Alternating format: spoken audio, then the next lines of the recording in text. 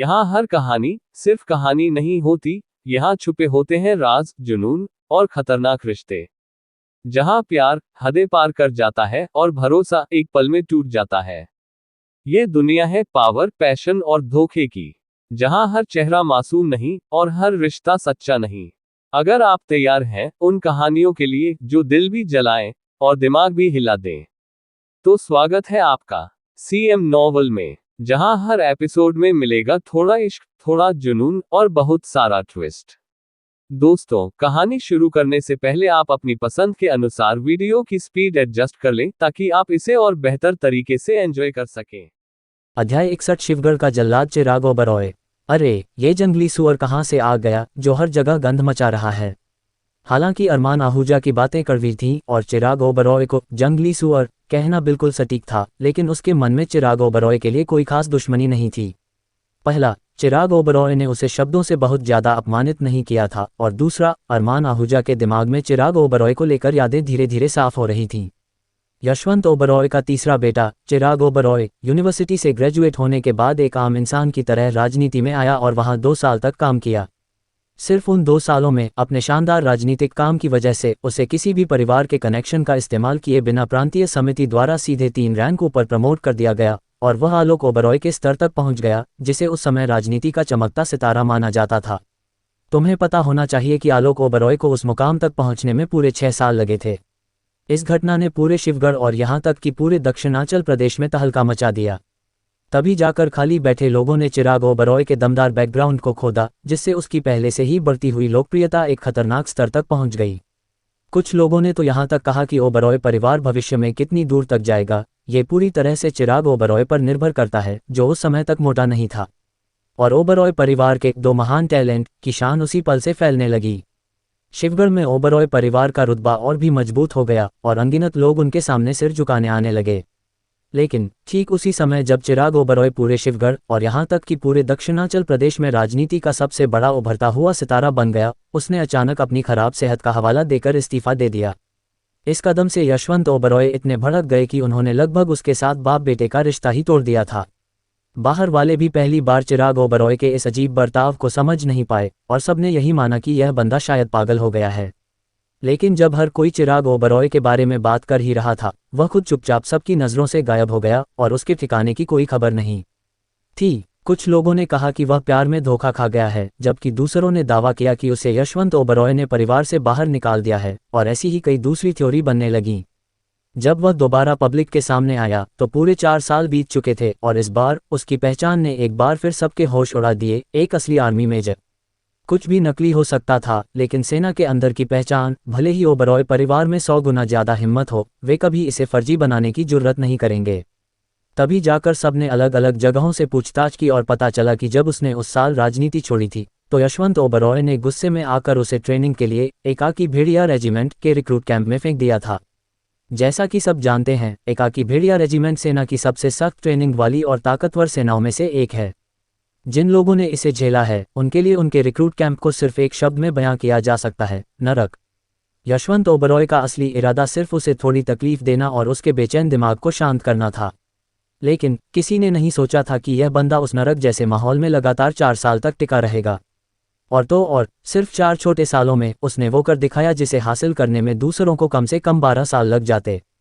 वह एक नए रिक्रूट से सीधा एक असली आर्मी मेजर बन गया, बीच के 4 रैंक को पार करते हुए। इस बात ने यशवंत ओबरॉय को उस समय इतना खुश किया कि वह सपने में भी हंसते हुए उठ जाते थे। इसके अलावा वह, जो हमेशा शांत रहते थे, इस मामले का पता चलने के बाद पहली बार पब्लिक में इतने खुलकर बोले और ऐलान किया, शेर का बेटा कभी सियार नहीं होता। एक ऐसा बयान जिसने सीधे पूरे दक्षिणांचल प्रदेश को हिलाकर रख दिया। ये ध्यान देने वाली बात है कि यह तारीफ असल में उनके दूसरे बेटे ब्रिजेश ओबरॉय के लिए बनी थी। ब्रिजेश ओबरॉय ने एक मिलिट्री एकेडमी में पढ़ाई की थी और ग्रेजुएट होने पर वह एक लेफ्टिनेंट था। उसे मेजर की रैंक तक पहुंचने में सिर्फ 3 छोटे साल लगे, जो कि 2 रैंक ऊपर था। हर 3 साल में प्रमोशन के नॉर्मल नियम के हिसाब से उसे असल में 6 साल लगने चाहिए थे। इतना शानदार रिकॉर्ड भी उस समय चिराग ओबरॉय की शान के आगे फीका पड़ गया था, जो दिखाता है कि चिराग ओबरॉय कितना दमदार था और यशवंत ओबरॉय के दिल में उसकी जगह कितनी बेमिसाल थी।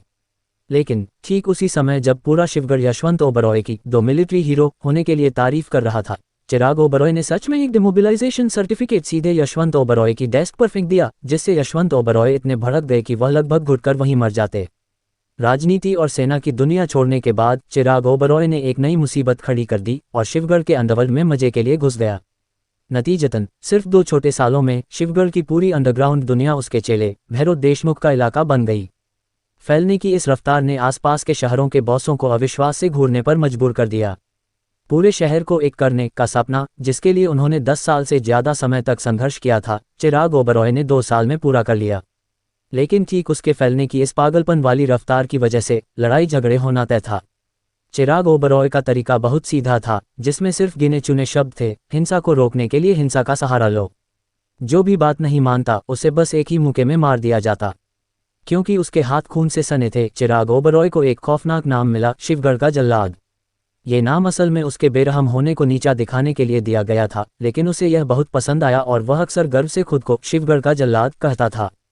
चिराग ओबरॉय को खुद को इस तरह बर्बाद करते देख अगर उसकी आन्या ओबरॉय जैसी अच्छी बेटी नहीं होती तो शायद यशवंत ओबरॉय ने उसे बहुत पहले ही ओबरॉय परिवार से बाहर निकाल दिया होता। फिर भी चिराग ओबरॉय का यही बेचैन और अलग हटकर रहने वाला स्वभाव अरमान आहूजा के मिजाज से मेल खाता था। अरमान आहूजा की बात सुनकर शिवगढ़ के जल्लाद के चेहरे पर अचानक एक हल्की सी मुस्कान आ गई, लेकिन उसकी सिकुड़ी हुई आंखें किसी खतरनाक जहरीले सांप की तरह लग रही थी जो अपने शिकार को घूर रहा हो। उसने बस अपनी मोटी उंगली से अरमान आहूजा की तरफ हल्का सा इशारा किया और जल्द ही मिलिट्री वाली वर्दी पहने 2 गठीले आदमी लिविंग रूम से बाहर निकले और अरमान आहूजा की तरफ खूंखार तरीके से दौड़े। इन दोनों को चिराग ओबरॉय सेना से लाया था और ये उसके पर्सनल बॉडीगार्ड के तौर पर काम करते थे। लड़ने की उनकी ताकत विक्रम सिंह भाइयों से कहीं ज्यादा थी। हालांकि उन दोनों में से कोई भी आंतरिक बल के बड़े स्तर तक नहीं पहुंचा था, लेकिन एक साथ मिलकर वे आंतरिक बल के महारथी को आसानी से मार सकते थे। उसने उन दोनों को एक साथ काम पर लगा दिया। ये दिखाता था कि चिराग ओबरॉय को अरमान आहूजा का उसे जंगली सुअर कहना कितना बुरा लगा था। आन्या ओबरॉय ने उन्हें रुकने के लिए चिल्लाया, लेकिन उसने देखा कि उन दोनों ताकतवर आदमियों ने उसे पूरी तरह से अनसुना कर दिया और पहले ही 2 मुक्के चला दिए थे, एक ऊपर और एक नीचे, एक बाईं ओर से और एक दाईं ओर से, जिनका निशाना अरमान आहूजा का चेहरा और सीना था। 2 मुट्ठियां 4 हाथों का मुकाबला नहीं कर सकती, खासकर तब जब अरमान आहूजा इतना जवान था। इसलिए चिराग ओबरॉय ने हुक्म देने के बाद तुरंत पीछे मुड़कर डायरेक्टर्स की टीम को ऑर्डर दिया, तुम लोग क्या देख रहे हो? क्या तुम मेरे पिता के सीने पर वो बड़ा सा गड्ढा नहीं देख सकते? उनकी पसलियां टूट गई होंगी। जल्दी करो और मेरे पिता का ऑपरेशन करो। डॉक्टर आलोक बैनर्जी, जो ऑर्थोपेडिक्स डिपार्टमेंट के डायरेक्टर और पुराने प्रोफेसर थे, और बाकी लोग बेवकूफ़ों की तरह अपनी जगह पर खड़े रहे, मानो उन्होंने चिराग ओबरॉय की बात सुनी ही न हो, और चिराग ओबरॉय के पीछे हो रहे नज़ारे को हैरान होकर घूरते रहे। चिराग ओबरॉय को लगा कि उन्होंने कभी कोई खूनी लड़ाई नहीं देखी है, इसलिए उसने बेपरवाही से हाथ हिलाते हुए उनसे कहा, तुम क्या देख रहे हो? क्या तुमने पहले कभी 2 बड़े आदमियों को एक हाई स्कूल के लड़के की पिटाई करते नहीं देखा? मैं तुम्हें बता रहा हूं, अगर तुम मेरे पिता को ठीक नहीं कर पाए तो तुम्हारी हालत भी उनके जैसी ही बुरी होगी। इससे पहले कि वह अपनी बात पूरी कर पाता, उसने देखा कि डॉक्टर आलोक बैनर्जी और बाकी लोगों के चेहरे अजीब लग रहे थे। उनके चेहरों पर साफ तौर पर अविश्वास छपा था। और चिराग ओबरॉय को अचानक एक बड़ी गड़बड़ का एहसास हुआ। वो लड़का जिसे अब तक रोते हुए भाग जाना चाहिए था, उसने एक भी चीख क्यों नहीं निकाली? ये तो उसे शिवगढ़ का जल्लाद होने का खौफ दिखाने में पूरी तरह से फेल हो गया। उसने धीरे से अपना सिर घुमाया और बस एक ही नज़र में उसकी आंखें, जो लगभग सिकुड़कर छोटी हो गई थीं, अचानक फटी की फटी रह गईं। छत से लटक रहे लाखों के झूमर की रोशनी में चिराग ओबरॉय ने साफ देखा कि वर्दी वाले वो दोनों ताकतवर आदमी, जिन्हें आसानी से जीत जाना चाहिए था, इस वक्त जमीन पर पड़े थे, शांत और बिना हिले डुले। वहीं दूसरी तरफ वो जवान लड़का, जिसे मार मार कर बुरा हाल कर देना चाहिए था, उससे 5 कदम की दूरी पर बिल्कुल सही सलामत खड़ा था। एक हल्की सी मुस्कान के साथ उसे देख रहा था और पूछ रहा था, मेरी हालत कैसी होगी? चिराग ओबरॉय ने अरमान आहूजा को बहुत चौकन्ने होकर देखा और टटोलते हुए पूछा, क्या तुम मल्होत्रा परिवार से हो?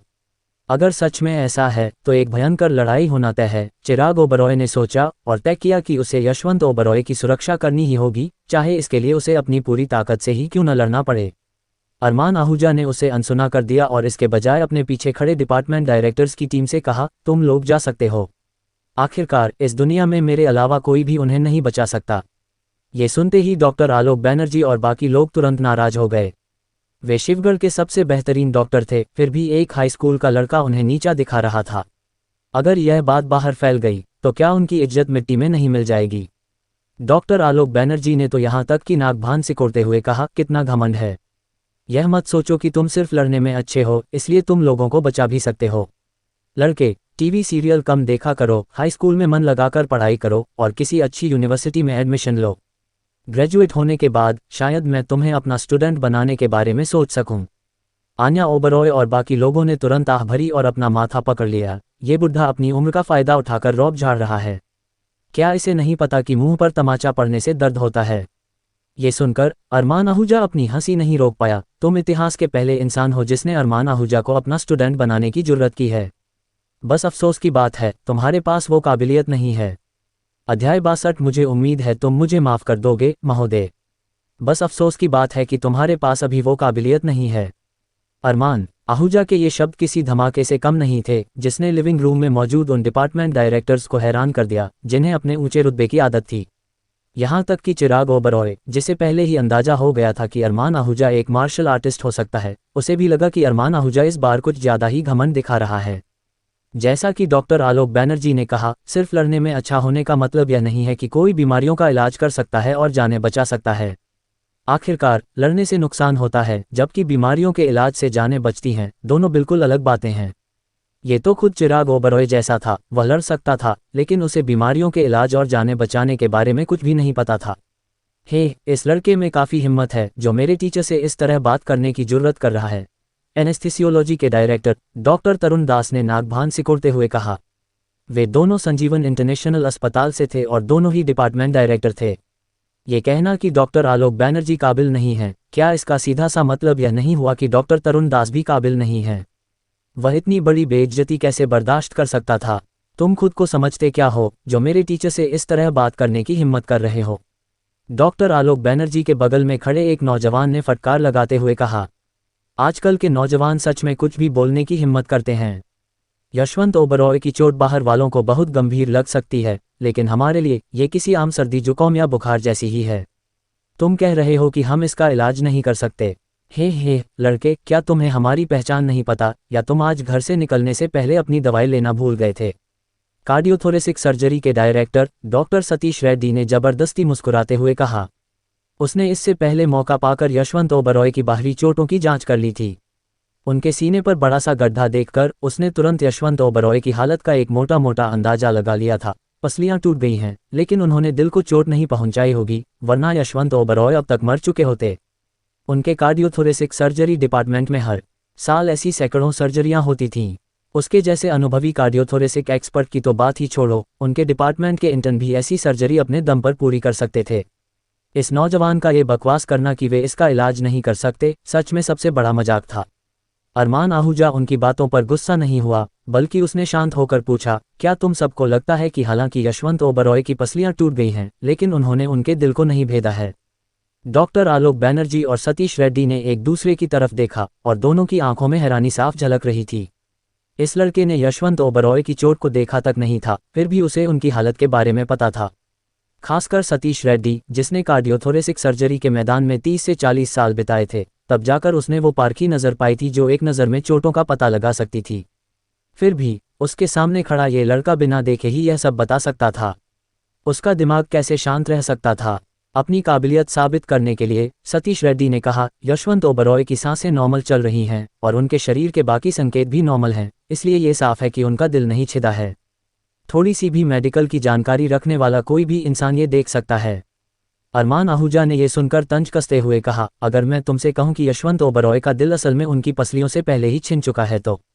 जैसे ही ये शब्द निकले, डॉक्टर आलोक बैनर्जी और बाकी डायरेक्टर्स पहले तो सन्न रह गए, फिर ठहाके मारकर हंसने लगे और अरमान आहूजा को ऐसे देखने लगे जैसे वह कोई बेवकूफ़ हो। बेवकूफ़ बच्चे, बिल्कुल बकवास। जल्दी करो और किनारे हट जाओ, यशवंत ओबरॉय को बचाने में हमारी देरी मत करवाओ।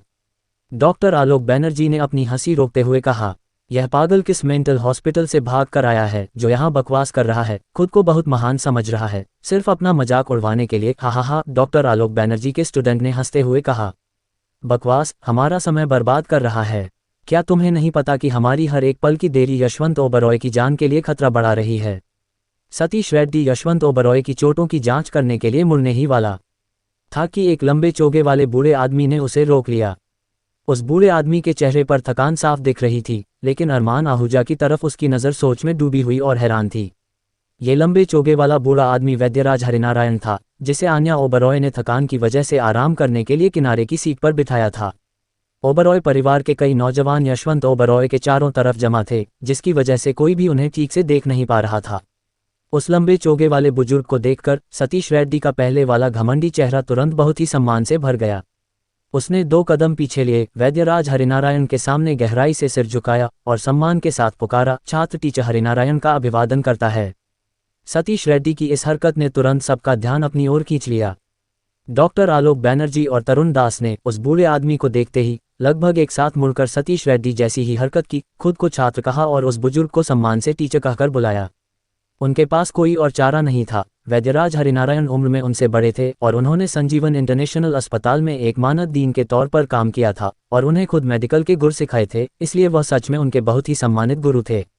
इसके अलावा पूरे शिवगढ़ में वैद्यराज हरिनारायण का नाम और रुतबा बहुत ही ज़्यादा बड़ा था। वह सच में बहुत ईमानदार और सम्मानित थे और मेडिकल की पढ़ाई करने वाला हर कोई वैद्यराज हरिनारायण को अपना आइडल मानता था। तुम लोग अभी किस बात पर बहस कर रहे थे? वैद्यराज हरिनारायण आंखें बंद करके आराम कर रहे थे, लेकिन शोर की वजह से उनकी आंख खुल गई और उन्होंने सिर्फ आधी अधूरी बातें ही सुनी थीं। टीचर हरिनारायण, कोई पागल पता नहीं कहाँ से आ टपका है जो हमें यशवंत ओबरॉय का ऑपरेशन करने से रोक रहा है, और यहाँ तक कि ये दावा कर रहा है कि यशवंत ओबरॉय की पसलियाँ पहले ही उनके दिल को चीर चुकी हैं। क्या तुम्हें नहीं लगता कि यह बिल्कुल बकवास है? सतीश रेड्डी ने पूरी बात बताई। अरमान आहूजा का उनके मजाक का जवाब देने का कोई इरादा नहीं था। आखिरकार चींटियों का मजाक बहुत ही मामूली बात थी। ये वैसा ही था जैसे किसी चींटी पर पैर रख देना और फिर चींटियों का एक झुंड तुम्हें बुरा भला कहे और तुम्हारा मजाक उड़ाए। क्या तुम्हें कोई फर्क पड़ेगा? बिल्कुल नहीं। ये ताकत के बहुत बड़े फासले की वजह से था। अरमान आहूजा उन्हें अपना दुश्मन तक नहीं मानता था। उनका मजाक अरमान आहूजा की नज़रों में सिर्फ जोकरों का ड्रामा था। अगर यह बात नहीं होती कि इन डॉक्टरों का संजीवन इंटरनेशनल अस्पताल में सच में अच्छा नाम था और मेडिकल की पढ़ाई की मेहनत को देखते हुए अरमान आहूजा उनके साथ बकवास करने में अपना समय बर्बाद नहीं करता, बस एक ही तमाचे में उन्हें बेहोश कर देता। वैद्यराज हरिनारायण ने सतीश रेड्डी की बातें सुनी, लेकिन सीधा कोई जवाब नहीं दिया। इसके बजाय वह डॉक्टर आलोक बैनर्जी और तरुण दास की तरफ मुड़े और पूछा, क्या तुम सबको भी ऐसा ही लगता है? डॉक्टर आलोक बैनर्जी और तरुण दास ने एक साथ सिर हिलाया और डॉक्टर आलोक बैनर्जी ने जोर देकर कहा, यशवंत ओबरॉय के शरीर के संकेत नॉर्मल हैं। अगर उनके दिल पर कोई असर पड़ा होता तो वे अब तक। ये सुनकर वैद्यराज हरिनारायण ने सिर हिलाया, फिर तुरंत अपना सिर ना में हिलाते हुए आह भरी। उनके चेहरे पर बहुत बड़ी निराशा साफ झलक रही थी। उन्होंने सतीश रेड्डी और डॉक्टर आलोक बैनर्जी के सहारे को ठुकरा दिया और लड़खड़ाते कदमों के साथ अरमान आहूजा के सामने जाकर खड़े हो गए। सबकी नज़रों के सामने उन्होंने अपने हाथ आगे बढ़ाए, उन्हें जोड़ा और धीरे से अरमान आहूजा के सामने सिर झुकाया, एक बहुत ही गहरा नमन किया और भारी दुख के साथ कहा, तुम बहुत ज्ञानी हो महोदय। यह मेरी वैद्यराज हरिनारायण की कमी है कि मेरे अंदर इतनी काबिलियत नहीं थी और मैंने ऐसे घमंडी छात्रों को पढ़ाया है। मुझे उम्मीद है तुम मुझे माफ़ कर दोगे महोदय। ये नज़ारा देखकर वहाँ मौजूद हर कोई, चाहे वह आन्या ओबरॉय और बाकी लोग हों जो पहले से ही अरमान आहूजा की पहचान जानते थे, या चिराग ओबरॉय, डॉक्टर आलोक बैनर्जी और बाकी लोग हों जिन्हें अरमान आहूजा की असली पहचान नहीं पता थी, सबके सब हैरान रह गए। अध्याय 63 नौजवानों में से ही असली हीरो निकलते हैं। ये देखकर अरमान आहूजा ने बस बेपरवाही से सिर हिलाया, मुंह से एक हम निकाला और फिर बोला, तुम ठीक हो? तुम समझ रहे हो कि मैं क्या कह रहा हूँ? इन बेकार लोगों की तरह नहीं जिनके दिमाग में कुछ घुसता ही नहीं। हाँ, तुम्हारी बात बिल्कुल सही है महोदय। वैद्यराज हरिनारायण ने फिर से सिर झुकाया। उठो, तुम एक बुजुर्ग हो और मेरे सामने झुक रहे हो। तुम्हारे चेलों और उनके भी चेलों को मुझसे इतनी नफरत हो रही होगी कि शायद उनके दांत ही टूट जाएं। अरमान आहूजा ने हाथ हिलाया और खुद बैठने के लिए एक जगह ढूंढ ली। आचार्य विद्युत को जो जड़ी बूटियां तैयार करनी थी वो अभी तक नहीं आई थी, इसलिए वह यशवंत ओबरॉय का इलाज नहीं कर सकता था। लेकिन क्योंकि वह पहले से ही वहां मौजूद था, इसलिए इस हॉल में कोई भी यशवंत ओबरॉय को बाल बराबर भी नुकसान नहीं पहुंचा सकता था। उनकी इतनी हिम्मत, मैं उनकी टांगें तोड़ दूंगा। वैद्यराज हरिनारायण के चेहरे की मायूसी गायब हो गई और उसकी जगह एक जोश ने ले ली। लेकिन अरमान आहूजा समझ सकता था कि यह ज़्यादातर उनकी आखिरी बची हुई ताकत का उफान था और उनके पास जीने के लिए ज़्यादा वक्त नहीं बचा था। वैद्यराज हरिनारायण अरमान आहूजा के बगल में एक छोटे चेले की तरह आज्ञाकारी बनकर खड़े रहे। कुर्सियां होने के बावजूद उन्होंने बैठने की हिम्मत नहीं की। वैद्यराज हरिनारायण कौन थे? वह एक राष्ट्रीय चिकित्सा संघ थे जिन्हें स्टेट काउंसिल से स्पेशल भत्ते मिलते थे और वह कभी एक बड़े नेता के पर्सनल डॉक्टर रह चुके थे। पुराने समय की भाषा में कहें तो वह एक शाही वैद्य थे। एक शाही वैद्य बन पाना वो सबसे बड़ा सपना होना चाहिए जिसे हर डॉक्टर पूरा करना चाहता है।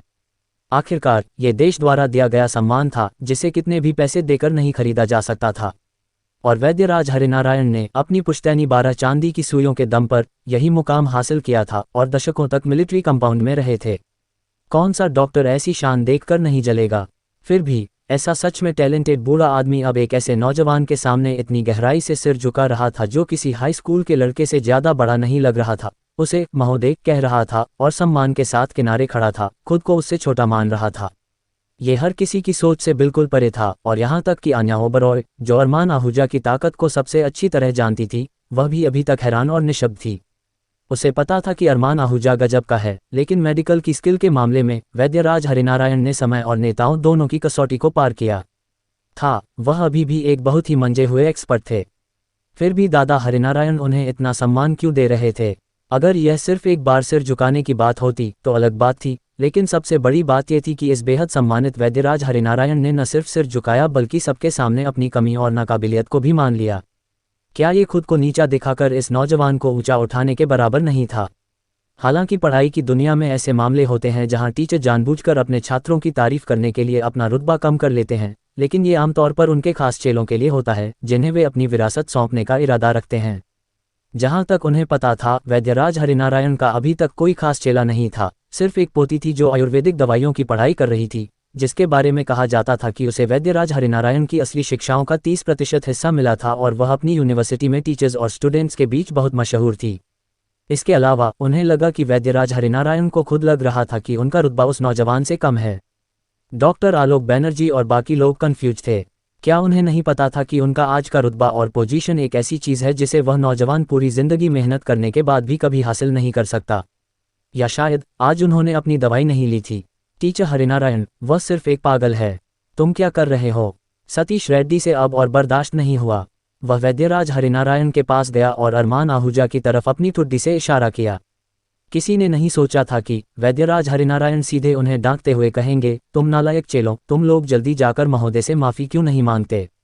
इन बातों पर ओबरॉय परिवार के लिविंग रूम में मौजूद हर कोई एक बार फिर सन्न रह गया।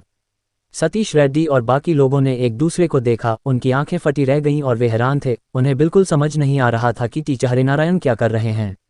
उन्हें लगा कि सबसे ज़्यादा चांस इसी बात के हैं कि टीचर हरिनारायण भी पागल हो गए हैं, जिससे अरमान आहूजा के साथ उनकी जोड़ी बिल्कुल परफेक्ट बन जाती है। बदमाशों, क्या तुम अभी भी अपनी गलती मानने से इनकार कर रहे हो? क्या तुम मुझे गुस्सा दिलाकर मारना चाहते हो? वैद्यराज हरिनारायण के उन्हें अपनी गलती मनवाने के पीछे की वजह सिर्फ इतनी थी कि वे उनके और इस रहस्यमयी नौजवान के बीच एक रिश्ता बना सके, ताकि अगर वे भविष्य में कभी मुसीबत में पड़ें तो यह नौजवान उनकी मदद कर सके।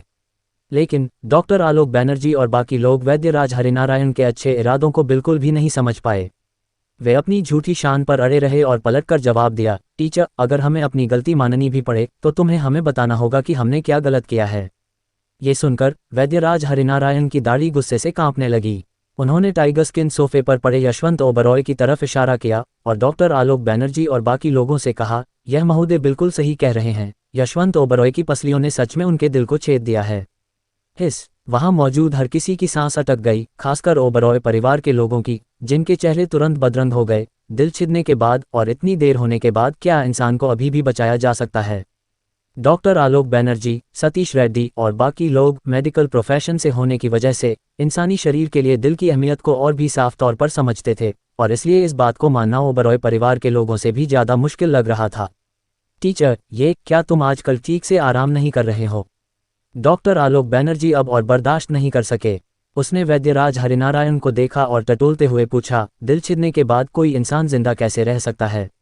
ये सुनकर वैद्यराज हरिनारायण का पहले से ही निराश चेहरा और भी ज्यादा निराश हो गया। उन्होंने जोर से सांस ली और शिवगढ़ के सबसे मशहूर ऑर्थोपेडिक्स डिपार्टमेंट एक्सपर्ट डॉक्टर आलोक बैनर्जी के सिर पर एक तमाचा जड़ दिया और एक गहरी निराशा भरी आवाज में बोले, इसीलिए इस बूढ़े आदमी ने तुमसे इस महोदय से माफी मांगने को कहा था। यशवंत ओबरॉय का दिल पक्के तौर पर छिद चुका है और उनके अभी भी जिंदा होने का इकलौता कारण इस महोदय के तरीके हैं। डॉक्टर आलोक बैनर्जी और बाकी लोगों ने एक दूसरे को देखा और हल्के से अपना सिर नामे हिलाया। उन्होंने एक दूसरे की आंखों में अविश्वास देखा और सोचने लगे कि बूढ़े आदमी का दिमाग सटिया गया है। आखिरकार दिल छिदने के साथ, जैसा कि वे समझते थे, किसी मेडिकल मशीन के बिना इतने लंबे समय तक जिंदा रहना नामुमकिन होगा। जहां तक उनके टीचर के ये कहने की बात थी कि इस नौजवान के पास कुछ खास तरीके हैं, उन्हें इस पर जरा भी यकीन नहीं हुआ। अगर सच में ऐसा होता, अगर वह इन तरीकों को सबके सामने ले आता, तो उसे पक्का नोबेल प्राइज इन मेडिसिन मिल जाता। क्या तुम अभी भी नहीं माने? वैद्यराज हरिनारायण पूरी तरह से निराश थे। उन्होंने कमजोरी से दरवाजे के बाहर इशारा किया और भारी मन से कहा, तुम लोग पक्का एक पोर्टेबल एक्सरे मशीन लाए होगे, है ना? बस इसे चेक करने के लिए इस्तेमाल करो। बोलने के बाद उन्होंने अपना हाथ नीचे कर लिया, जैसे उन्होंने अपनी आखिरी बची हुई ताकत भी खत्म कर दी हो, और शांत खड़े हो गए, कुछ और बोल पाने की हालत में नहीं थे। सच कहूं तो वे सच में इस आखिरी तरीके का इस्तेमाल नहीं करना चाहते थे, क्योंकि अगर उन्हें यकीन दिलाने के लिए सारी सच्चाई उनके सामने लानी पड़ी, तो यह उन महोदय का बहुत बड़ा अपमान होगा। और रिश्ता जोड़ने की वो उम्मीद, वो छोटी सी चिंगारी उसी पल बुझ गई थी जब उन्होंने चेक करने के लिए मशीनों का इस्तेमाल करना शुरू किया था। वैद्यराज हरिनारायण का दिल बहुत बड़ी निराशा से भर गया था, क्योंकि उन्हें यह आभास हो गया था कि यशवंत ओबरॉय के शरीर के अंदर जो चट्टान जैसी मजबूत ऊर्जा है, वो पक्का इसी नौजवान के तरीकों से आई होगी। अगर वे उसके साथ और ज्यादा जुड़ पाते, तो उनका भविष्य पक्का बहुत शानदार होता। नौजवानों में से ही असली हीरो निकलते हैं। वैद्यराज हरिनारायण पीछे की तरफ झुक गए, रंग बिरंगी छत को देखने लगे। उनकी आंखों की रोशनी धीरे धीरे फीकी पड़ रही थी, जिसमें एक हारते हुए हीरो का दुख छुपा था। चिराग ओबरॉय ने एक्सरे लेने में लगने वाले समय का फायदा उठाते हुए अपनी बेटी आन्या ओबरॉय के पास गया। उसे लगा कि वह ये सब बहुत चुपचाप कर रहा है, लेकिन असल में वह काफी शोर मचा रहा था। उसने अरमान आहूजा की तरफ इशारा किया और फुसफुसाते हुए पूछा, आन्या, वो बंदा कौन है? आन्या ओबरॉय ने उसके सवाल का जवाब नहीं दिया, बल्कि उसे नीचा दिखाते हुए उल्टे सवाल दागा, आज मुझे किसने कॉल करके कहा था कि वह उस आदमी के साथ खून की कस्में खाकर उसका भाई बनना चाहता है? क्या अब जब तुमने उसे देख लिया है, तो तुम्हें नहीं पता कि वह कौन है? ये सुनकर चिराग ओबरॉय की सिकुड़ी हुई आंखें अचानक बड़ी हो गईं। जब उसने अरमान आहूजा को देखा, तो उसकी आंखें चमकने लगीं। बाप रे, यह महागुरु अरमान आहूजा है, जिसने देव खन्ना को अपाहिज कर दिया, आर्यन मल्होत्रा को बेवकूफ बना दिया, शंकर प्रताप सिंह को किसी काम का नहीं छोड़ा, और शिवगढ़ के पूरे हाई क्लास समाज में तहलका मचा दिया। ये देखकर कि चिराग ओबरॉय अरमान आहूजा का भाई बनने के लिए उसकी तरफ दौड़ने ही वाला है, वह अचानक अपना मोटा शरीर लेकर बीच रास्ते में ही रुक गया और आन्या ओबरॉय की तरफ मुड़कर बोला, नहीं, यह महागुरु अरमान नहीं है। यहाँ कोई चाल है। अध्याय 64 में तुरंत मौत का पर्चा बनाने की सलाह देता हूँ। नहीं, यह महागुरु अरमान नहीं है। दाल में कुछ काला है। चिराग ओबरॉय ने आन्या ओबरॉय को घूरते हुए देखा। उसकी आधी खुली आंखों में हर पल एक चालाकी भरी चमक दिखाई दे रही थी। आन्या ओबरॉय को समझ नहीं आ रहा था कि उसके पिता, जो बाहर वालों के लिए शिवगढ़ का जल्लाद थे, लेकिन घर में बिल्कुल एक जोकर थे, अब क्या खुराफात सोच रहे हैं। इसलिए उसने पूछा, पिताजी, अब आपके दिमाग में क्या चल रहा है? वो अरमान आहूजा है, महागुरु अरमान, मायरा सिंघानिया का पति। ये सुनकर चिराग ओबरॉय ने तुरंत सिर हिलाया और कहा, असंभव, बिल्कुल असंभव। तुम इतने यकीन के साथ कैसे कह सकते हो? आन्या ओबरॉय को कुछ गड़बड़ लगी, इसलिए उसने पूछा। चिराग ओबरॉय ने जवाब दिया, क्या अरमान आहूजा को गिरफ्तार नहीं किया गया था? हाँ, बुआ उसे छुड़ाने गई थी और उन्होंने कॉल करके बताया था कि वो उसके साथ वापस आ रही हैं। आन्या ओबरॉय की बात अचानक अधूरी रह गई। वह अपनी बात पूरी नहीं कर पाई, क्योंकि उसे एहसास हुआ, अगर बुआ उसके साथ वापस आ रही थी, तो बुआ कहाँ थी? इसके अलावा उसे अचानक कुछ याद आया। अरमान आहूजा के उनके दरवाजे पर आने से पहले उसने किसी कार के इंजन की आवाज़ नहीं सुनी थी। दूसरे शब्दों में, अरमान आहूजा ओबरॉय परिवार के विला को घेरे हुए किसी भी बॉडीगार्ड को भनक लगे बिना चुपचाप उनके मुख्य दरवाजे पर आ गया था। वह ओबरॉय परिवार के पास इतनी शांति से क्यों आएगा? क्या ये हो सकता है? ये देखकर कि उसकी बेटी समझ गई है, चिराग ओबरॉय ने अपनी बात आगे बढ़ाई, समझ गई ना, वो बेवकूफ़ औरत देविका ओबरॉय जिसके साथ है, वही असली महागुरु अरमान है। लेकिन ये बंदा पक्का जेल से भागा हुआ कोई कैदी है। आन्या ओबरॉय ने भी इस बारे में सोचा। आखिरकार अरमान आहूजा की ताकतों को देखते हुए जेल से भागना उसके लिए 2 और 2 4 जितना ही आसान होगा। अगर वह सच में जेल से भागा हुआ कैदी था, तो ओबरॉय परिवार को पहले से ही मामले को रफा दफा करने की तैयारी करनी होगी। लेकिन आन्या ओबरॉय को ये बात हजम नहीं हुई कि अरमान आहूजा भागेगा, क्योंकि अगर वह सच में पुलिस स्टेशन नहीं जाना चाहता, तो वह सबसे पहले पुलिस को उसे खुशी खुशी ले जाने ही नहीं देता। लेकिन अब ऐसा लग रहा था कि अरमान आहूजा के अपनी मर्जी से पुलिस के साथ जाने के पीछे कोई वजह थी। ये पक्का सिंघानिया परिवार को मायरा सिंघानिया को बाहर निकालने का मौका देने के लिए रहा होगा, ताकि सिंघानिया परिवार का मायरा सिंघानिया से रिश्ता पूरी तरह टूट जाए। हालांकि यह चाल बहुत ही बारीकी से चली गई थी, लेकिन आन्या ओबरॉय जैसी होशियार लड़की ने इसे तुरंत समझ लिया। उसे भागना नहीं चाहिए था, वो पक्का बुआ से अलग हो गया होगा। आन्या ओबरॉय अपनी बात पर अड़ी रही। चिराग ओबरॉय ने फिर से सिर हिलाया और कहा, असंभव। मैं तुम्हारी बुआ की जैगुआ से पहाड़ के आधे रास्ते में मिला था और मैंने उनकी गाड़ी के पीछे बम्पर पर हल्की सी टक्कर भी मारी थी। मुझे ऊपर आते समय कोई और कार नहीं दिखी, इसलिए महागुरु अरमान तुम्हारी बुआ की कार के आगे तो ड्राइव नहीं कर सकता था। अगर महागुरु अरमान तुम्हारी बुआ की कार के पीछे था तो तुम्हारी बुआ को पहले पहुंचना चाहिए था और उसके बाद महागुरु अरमान को। इसलिए ये बंदा पक्का कोई बहरूपिया है। बेटी, बस देखते जाओ कैसे तुम्हारे पिता इसके चेहरे से इंसानी खाल का मुखौटा नोच कर फेंकते हैं। चिराग ओबरॉय की सोच सच में बहुत गहरी थी और आम हालात में उसका तर्क बिल्कुल सही होता, लेकिन उसने एक बात को नज़रअंदाज कर दिया। अरमान आहूजा का वजूद ही एक ऐसा लेजेंड था जिस पर यकीन करना मुश्किल था। कौन सोच सकता था कि यह बंदा चिराग ओबरॉय की फरारी के पीछे पीछे दौड़ते हुए पहाड़ के पूरे रास्ते ऊपर तक आ गया था। अपने पिता को जाते हुए देखकर आन्या ओबरॉय को हंसी आ गई। सच तो यह है कि बाप बेटी दोनों ही बहुत अच्छी तरह जानते थे कि यह अरमान आहूजा असली लेजेंड महागुरु अरमान ही है।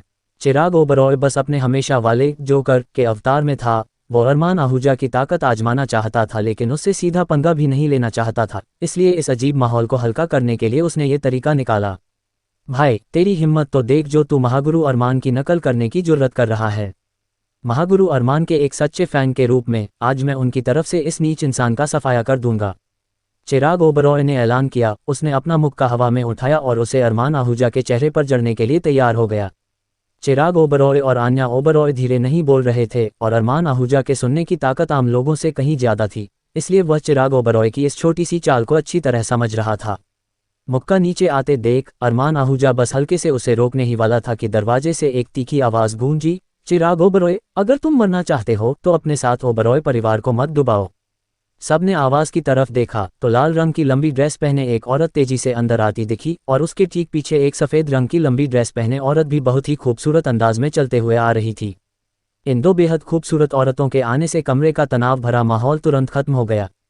यहाँ तक कि वो जवान मेल डॉक्टर्स भी जो अरमान आहूजा से नफरत करते थे, उसी पल उनका सारा ध्यान इन दो हसीन औरतों की तरफ खींच गया। देविका ओबरॉय ने पतली हील्स पहन रखी थीं जो फर्श पर चलने पर टैप टैप टैप की आवाज़ कर रही थीं। कुछ लोगों का कहना है कि दुनिया की सबसे सेक्सी आवाज़ ज़मीन पर हाई हील्स के टकराने की आवाज़ होती है। लोगों ने शायद पहले इस पर यकीन न किया हो, लेकिन जब उन्होंने देविका ओबरॉय को चलते हुए देखा और उसकी ड्रेस के कट से उसकी गोरी चिकनी टांगें दिखीं तो वे यकीन किए बिना नहीं रह सके। यहाँ तक कि 800 सालों तक साधना करने वाले अरमान आहूजा भी इस नज़ारे को देखने के बाद देविका ओबरॉय को जादूगरनी कहे बिना नहीं रह सका। इसमें कोई शक नहीं कि बाहर ऐसी अफवाहें क्यों थीं कि ओबरॉय परिवार राक्षसों का अड्डा है। एक चालाक चिराग ओबरॉय जो लोगों को मारता था और खून बहाता था, और एक जादूगरनी देविका ओबरॉय जो बिना खून बहाए ही लोगों को मार देती थी और उनके दिलों पर कब्जा कर लेती थी। दोनों ही ऐसे नहीं थे जिनसे पंगा लिया जाए। अगर तुम उनसे टकरा गए तो तुम्हें भागना और छिपना ही पड़ेगा। अब चीजें मजेदार हो रही थीं। जब दो राक्षस आपस में टकराते हैं तो बेगुनाह तमाशबीनों का पिसना तो तय है, बिल्कुल डॉक्टर आलोक बैनर्जी के साथ आए उन छात्रों की तरह जिनकी आंखें देविका ओबरॉय पर गड़ी थीं, जिससे डॉक्टर आलोक बैनर्जी और बाकी लोग इतने गुस्से में आ गए कि उन्होंने लगभग उन्हें थप्पड़ मार दिया और उन्हें गालियां दी। देविका ओबरॉय चिराग ओबरॉय के पास गई और बिना कुछ कहे उसने उसके बड़े मोटे सिर पर एक जोरदार थप्पड़ जड़ दिया, जिसने डॉक्टर आलोक बैनर्जी और बाकी लोगों को सच में डरा दिया। चिराग ओबरॉय कौन था? वह शिवगढ़ का जल्लाद था। वह छोटी छोटी बातों पर लोगों को मार देता था, चाहे यह औरत कितनी भी खूबसूरत क्यों न हो। वह इतनी पागल कैसे हो सकती है? उन जवान छात्रों के ग्रुप ने यह देखा और तुरंत अपने चेहरे दूसरी तरफ घुमा लिए, ऐसा दिखावा करने लगे जैसे उन्होंने कुछ देखा ही न हो। जाहिर है वे खूबसूरती को बचाने के लिए दौड़कर आगे नहीं जाने वाले थे। क्या मजाक कर रहे हो? चिराग ओबरॉय के सामने किसी को बचाना, क्या वो कोई हीरो वाला काम था? वो तो सीधा सीधा मौत को दावत देना था। सबको लगा कि शिवगढ़ का जल्लाद चिराग ओबरॉय पलटकर बुरी तरह हमला करेगा, लेकिन उन्होंने कभी नहीं सोचा था कि वह बस चुपचाप खड़ा रहेगा और उस खूबसूरत औरत को देखकर बेवकूफ़ों की तरह मुस्कुराएगा। जो मुक्का उसने उठाया था वह हवा में ही लटका रहा, अपनी उसी पोजीशन में बिना एक इंच हिले। मैंने तुम्हें कहा था ना, मेरी कार को टक्कर मत मारना। क्या तुम मेरा मुंह बंद करने के लिए मुझे मारना चाहते हो? क्या तुम हमारे ओबरॉय परिवार को तोड़ना चाहते हो? क्या तुम? देविका ओबरॉय चिराग ओबरॉय के हवा में लटके मुंह पर मारते हुए गालियां बक रही थी। चिराग ओबरॉय पीछे भी नहीं हट सका और चुपचाप मार खाता रहा। वह पलटकर वार करने की हालत में बिल्कुल नहीं था, ऐसा नहीं था कि वह वार नहीं करना चाहता था, लेकिन जब उसने अरमान आहूजा पर हमला करने के लिए अपना मुक्का उठाया तो उसका पूरा शरीर पता नहीं क्यों अचानक अकड़ गया। क्या ये किसी महागुरु की ताकत हो सकती है? क्या वह उस पर हमला करने का ख्याल भी अपने दिमाग में नहीं ला पा रहा था? अगर यह सच था तो यह सच में बहुत डरावना था। चिराग ओबरॉय जानता था कि हालांकि देविका ओबरॉय उसे लगातार गालियां दे रही थी, लेकिन वह असल में अरमान आहूजा से मिन्नतें कर रही थी, ये कहते हुए, देखो मैंने तुम्हारी जगह उसे सजा दे दी है, प्लीज रहम करो और उसे छोड़ दो। देविका ओबरॉय ने देखा था कि आचार्य विद्युत ने बैठे हुए अरमान आहूजा पर हमला किया था तो उसका क्या अंजाम हुआ था। अगर अरमान आहूजा ने रहम नहीं किया होता तो आचार्य विद्युत सच में जिंदगी भर के लिए अपाहिज हो जाता। इसलिए जब उसने चिराग ओबरॉय को अरमान आहूजा पर वार करते देखा तो वह डर के मारे सुन्न पड़ गई और अपने तीसरे भाई को लेक्चर देने के लिए दौड़ पड़ी, जो उससे कई साल बड़ा था। जब वह उसे डांट रही थी तो चिराग ओबरॉय का शरीर अचानक फिर से हिलने डुलने लगा। देविका ओबरॉय ने तुरंत अरमान आहूजा का शुक्रिया अदा किया, जिसने अपना हाथ हिलाया, ये दिखाते हुए कि इस फॉर्मेलिटी की कोई ज़रूरत नहीं है। एक महागुरु की शान में कोई गुस्ताखी नहीं की जा सकती, ये सिर्फ कहने की बातें नहीं थीं। चिराग ओबरॉय, जिसे शिवगढ़ पर राज करने की आदत थी, उसने सच में महसूस किया कि इस बार बुरी तरह कुचले जाने का क्या मतलब होता है। बुआ, क्या तुम अरमान आहूजा को लेने नहीं गई थीं? तुम उसके साथ वापस क्यों नहीं आईं? आन्या ओबरॉय जल्दी से बीच बचाव करने और इस अजीब माहौल को शांत करने के लिए आगे आए। जब देविका ओबरॉय ने यह सुना तो वह तुरंत गुस्से से आग बबूला हो गई। जब उसने पूरी कहानी सुनाई तो वहां मौजूद हर इंसान, चाहे वह डॉक्टर आलोक बैनर्जी और उनका ग्रुप हो या वैद्यराज हरिनारायण और उनका ग्रुप, सबके चेहरों पर गहरी हैरानी छा गई। उन सभी के दिमाग में एक ही ख्याल आ रहा था, क्या यह इंसान भी है? ये सच में एक फरारी का पीछा कर सकता है? अभी सब लोग इस झटके से पूरी तरह उबर भी नहीं पाए थे कि तभी एक एक्सरे की रिपोर्ट आ गई, जिसमें काले अक्षरों में साफ साफ लिखा था, पसलियां दिल को चीर चुकी हैं। तुरंत मौत की घोषणा करने की सलाह दी जाती है। डॉक्टर आलोक बैनर्जी, सतीश रेड्डी, तरुण दास और उनके साथ आए असिस्टेंट और छात्र रिपोर्ट देखकर सबके चेहरे पीले पड़ गए। जब उन्होंने अरमान आहूजा की तरफ दोबारा देखा तो उनके चेहरे शक, चिढ़, जलन, द्वेष, उलझन, लाचारी, निराशा और एक न खत्म होने वाले पछतावे से भर गए थे। अध्याय 65 आखिर तक अपनी जिद पर अड़े रहना। भले ही वैद्यराज हरिनारायण जैसे एक बहुत ही सम्मानित और पुराने गुरु, जिनका नाम पूरे दक्षिणाचल प्रदेश में फैला हुआ था, उन्होंने बार बार उन्हें घमंड न करने की चेतावनी दी, फिर भी वे अपनी इसी जिद पर अड़े रहे कि यशवंत ओबरॉय का दिल बिल्कुल सही सलामत है। लेकिन अब जांच की रिपोर्ट साफ साफ उनकी आंखों के सामने थी, जो उन्हें सच मानने पर मजबूर कर रही थी। इसके अलावा डॉक्टर आलोक बैनर्जी और सतीश रेड्डी ने तो रिपोर्ट हाथ में लेकर छत की चकाचौंध रोशनी के नीचे उसे बहुत ध्यान से देखा। असंभव, बिल्कुल असंभव, ये पक्का मशीन की गड़बड़ी है। समीर, फिर से तस्वीर लो, सतीश रेड्डी ने अपने छात्र पर चिल्लाते हुए कहा। गुस्से और शर्मिंदगी से वह लगभग फटने ही वाला था। समीर नाम का वो छात्र तुरंत यशवंत ओबरॉय का दोबारा एक्सरे लेने चला गया। डॉक्टर बैनर्जी, डॉक्टर दास, ये पक्का किसी मशीन की गड़बड़ी की वजह से हुआ होगा, है ना? सतीश रेड्डी ने बहुत ही उम्मीद से डॉक्टर आलोक बैनर्जी और तरुण दास की तरफ देखा। उसका चेहरा साफ बता रहा था कि वह उनका साथ चाहता है। लेकिन ना तो डॉक्टर आलोक बैनर्जी और ना ही तरुण दास ने उसे कोई जवाब दिया, क्योंकि वे दोनों रिपोर्ट से साफ तौर पर देख सकते थे कि चौथी, पांचवीं और छठी पसली टूट गई थी और दिल के ऊपर से अचानक मुड़कर उसमें घुस गई थीं। ऊपर दाईं तरफ से शुरू होकर वे तिरछे होकर नीचे बाईं तरफ तक जा घुसी थीं और एक ही साथ उन्होंने पूरे दिल को चीर दिया था। अगर यह कहा जाए कि दिल किसी छलनी की तरह हो गया था तो यह कोई बड़ी बात नहीं होगी। यहाँ तक कि वो मेडिकल स्टूडेंट जिन्होंने अभी अभी रेडियोलॉजी पढ़ना शुरू किया था, वे भी जानते थे कि ये 3 पसलियां किसी जानलेवा हथियार में बदल चुकी थीं। सतीश रेड्डी का दोबारा तस्वीर लेने की जिद करना सिर्फ किसी चमत्कार की उम्मीद में था। जाहिर है, सबसे बड़ी बात यह थी कि वह अभी भी इस बात को मानने के लिए तैयार नहीं था कि अरमान आहूजा, जो एक हाई स्कूल का लड़का था और मुश्किल से 17 या 18 साल का लग रहा था, उसने यशवंत ओबरॉय की चोट का बिल्कुल सही अंदाज़ा लगाया था। क्या इसका मतलब यह नहीं था कि एक मामूली हाई स्कूल के लड़के ने डिपार्टमेंट डायरेक्टर्स की उनकी पूरी टीम को बुरी तरह पछाड़ दिया था? क्या उनका पहले का सारा मजाक एक तमाशा नहीं बन जाएगा और उनकी बहुत भारी बेइज्जती नहीं होगी? और तो और, क्या उन्होंने उस लड़के को वहां इतनी शांति से बैठे नहीं देखा? ऐसा सुकून उसके पास कब से आ गया? नहीं, अगर मैं सही बीमारी नहीं पकड़ पाया तो भी मैं किसी भी हालत में इस कल के छोकरे को ओबरॉय परिवार के सामने हीरो नहीं बनने दे सकता। सतीश रेड्डी यही सोच रहा था। उसे यह साबित करने के लिए एक नए एक्सरे की बहुत सख्त ज़रूरत थी कि अरमान आहूजा भी गलत था। लेकिन नई रिपोर्ट भी जल्दी ही बनकर आ गई। जब उसने उसे देखने के लिए उठाया तो उसका चेहरा पूरी तरह काला पड़ गया। समीर, तुमने ये कैसे लिया? क्या मैं तुम्हें इसी तरह सिखाता हूँ? इसे फिर से लो। सतीश रेड्डी ने समीर को बहुत जोर से डांटा, जिससे वह इतना डर गया कि उसे समझ नहीं आ रहा था कि क्या करे। अरमान आहूजा ने लगभग पागल हो चुके सतीश रेड्डी को देखा और मन ही मन अपना सिर हिलाया। इस आदमी की अतीत में पक्का बहुत ज्यादा तारीफ हुई होगी, जिससे ये जरा सी भी हार बर्दाश्त नहीं कर पा रहा था। दूसरों को खुद से आगे निकलते देखना तो बहुत दूर की बात है, इसलिए जब उसने कोई गलती की तब भी वह उसे मानने को तैयार नहीं था। इसके उलट वैद्यराज हरिनारायण, जो अरमान आहूजा के पीछे खड़े थे, लगभग 70 साल के होने और बहुत बड़ा नाम कमाने के बाद भी उन्होंने सच्चाई को बहुत ही शालीनता से मान लिया और एक सच्चे गुरु के सामने खुद को एक छात्र कहा। एक सच में महान गुरु का बर्ताव ऐसा ही होता है, जबकि सतीश रेड्डी आखिर में एक जोकर के अलावा और कुछ नहीं था।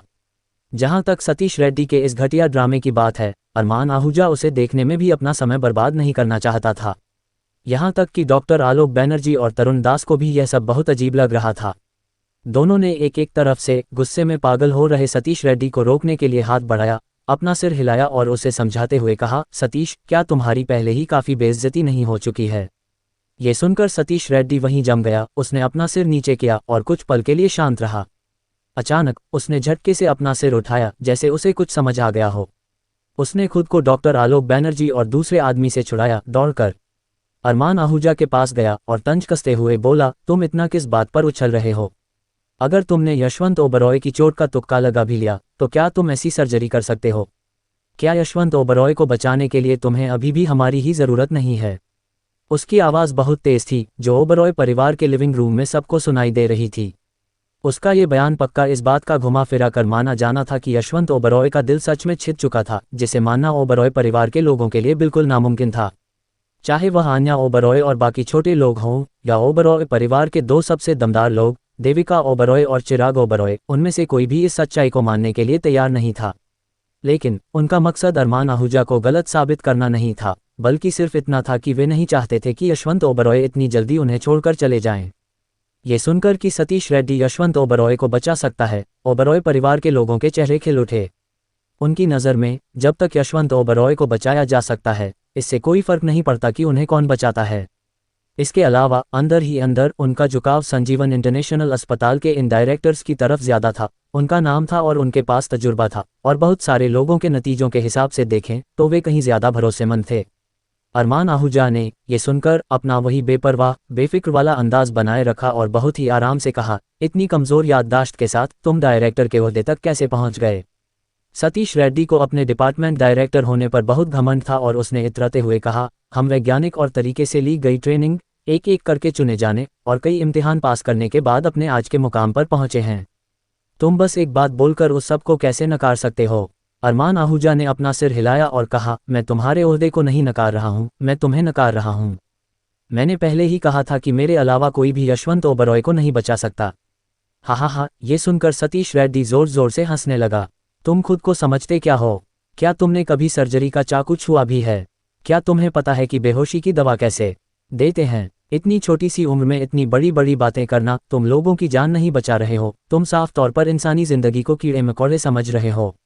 अरमान आहूजा ने सतीश रेड्डी को बहुत ही नीची नज़र से देखा और ठंडे स्वर में कहा, तुम्हें किसने कहा कि यशवंत ओबरॉय की चोट को ठीक करने के लिए सर्जरी की ज़रूरत है? मैं बिना उनका शरीर काटे ही यशवंत ओबरॉय को ठीक कर सकता हूं, और वे सिर्फ 10 मिनट से भी कम समय में पूरी तरह ठीक हो सकते हैं।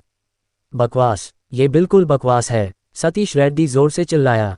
मैंने दशकों तक मेडिकल की प्रैक्टिस की है और मैंने इस तरह की टूटी हुई हड्डी को बिना ऑपरेशन के ठीक होते कभी नहीं देखा। डॉक्टर बैनर्जी, क्या तुमने देखा है? डॉक्टर आलोक बैनर्जी ने यह सुनकर अपना सिर हिलाया। इस तरह की टूटी हुई हड्डी के लिए बिना सर्जरी के सिर्फ हाथों से उसे ठीक करना बिल्कुल नामुमकिन था। इसके अलावा हड्डियां दिल में घुस गई थीं और उन्हें निकालना बहुत ज़रूरी था। बिना सर्जरी के उन्हें बाहर कैसे निकाला जाएगा? क्या जादू से? ये सब बकवास था। सिर्फ डॉक्टर आलोक बैनर्जी ही नहीं, बल्कि ओबरॉय परिवार के लोगों को भी लगा कि अरमान आहूजा इस बार कुछ ज़्यादा ही बड़ी बातें कर रहा है। यहाँ तक कि आन्या ओबरॉय, जिसने खुद अरमान आहूजा को पिछली बार अपने दादाजी की अंदरूनी चोटों का इलाज करने के लिए रसायन विद्या का इस्तेमाल करते हुए देखा था, उसे भी अब अरमान आहूजा की बात पर यकीन नहीं हो रहा था। आखिरकार अंदरूनी चोटें किसी दवाई की गोली खाकर ठीक की जा सकती थीं, लेकिन टूटी हुई हड्डी साफ तौर पर एक सर्जरी का काम था और इसके लिए ऑपरेशन की ज़रूरत तो थी ही।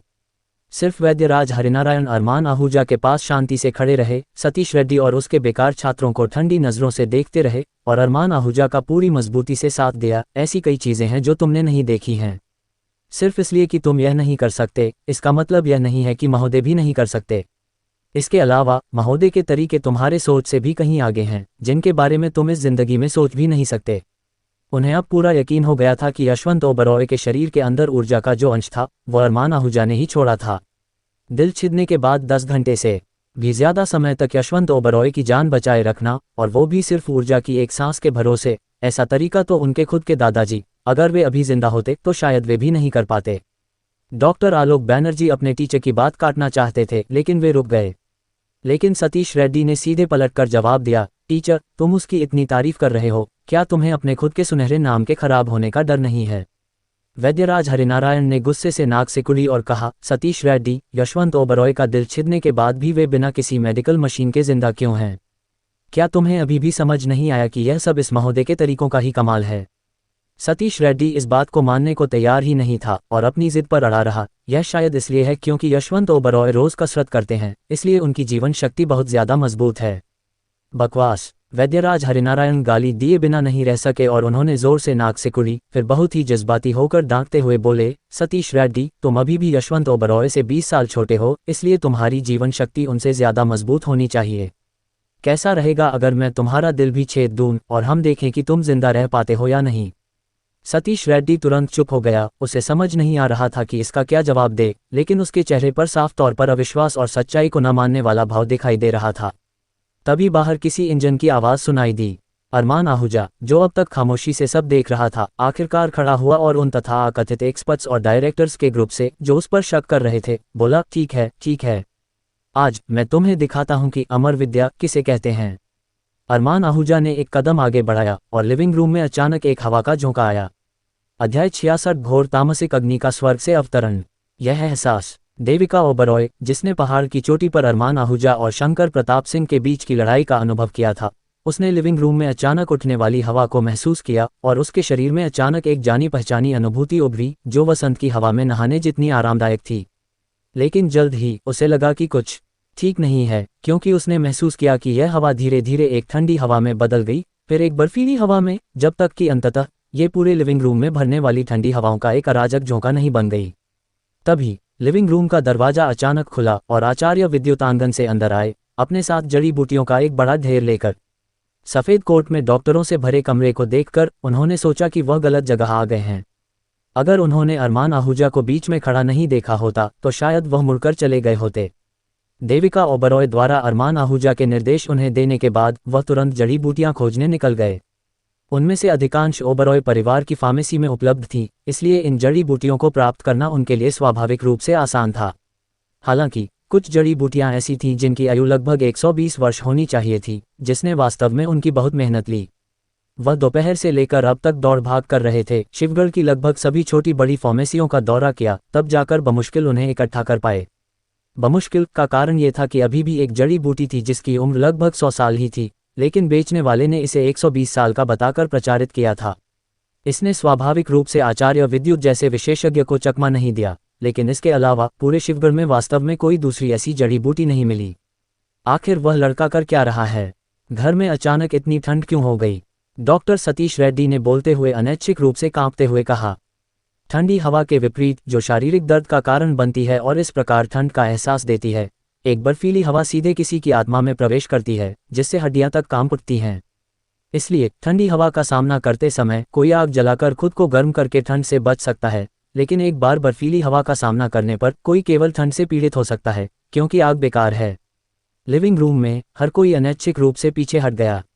उन्होंने पाया कि जब तक वे अरमान आहूजा से दूर रहेंगे, ठंड की तीव्रता थोड़ी कम हो जाएगी।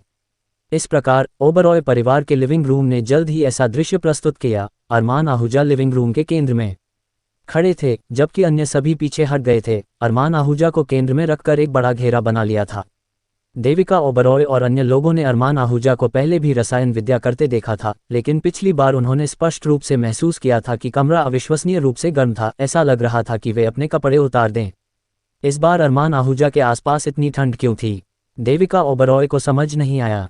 आचार्य विद्युत को प्रवेश करते देख वह जल्दी से जड़ी बूटियों के बारे में पूछताछ करने के लिए उनके पास गई। ये जानने के बाद कि सभी जड़ी बूटियां तैयार हैं, उसने राहत की एक भारी सांस ली। जब उसने मैदान में अरमान आहूजा को देखा तो उसकी आंखें एक अजीब भावना से भर गईं। वह वास्तव में जानना चाहती थी कि यह 17 या 18 साल का युवक अभी भी कितने रहस्य छुपाए हुए है। जैसे ही वह ये सोच रही थी, उसने देखा कि मैदान में अरमान आहूजा ने अचानक हाथ बढ़ाया और इशारा किया। आचार्य विद्युत की बाहों में जड़ी बूटियां, जिनमें से प्रत्येक की कीमत लाखों या करोड़ों में थी, हवा में तैरने लगी, जैसे कि किसी अदृश्य हाथों की जोड़ी द्वारा उठाई गई हो, और मैदान में जहां अरमान आहूजा खड़े थे उस ओर उड़ने लगीं। अरमान आहूजा स्थिर खड़े रहे। उनके सिर के ऊपर विभिन्न आकारों की दर्जनों जड़ी बूटियां, जिनमें से प्रत्येक कम से कम 50 वर्ष पुरानी थी, हवा में मंडरा रही थीं और धीरे धीरे लहर रही थीं।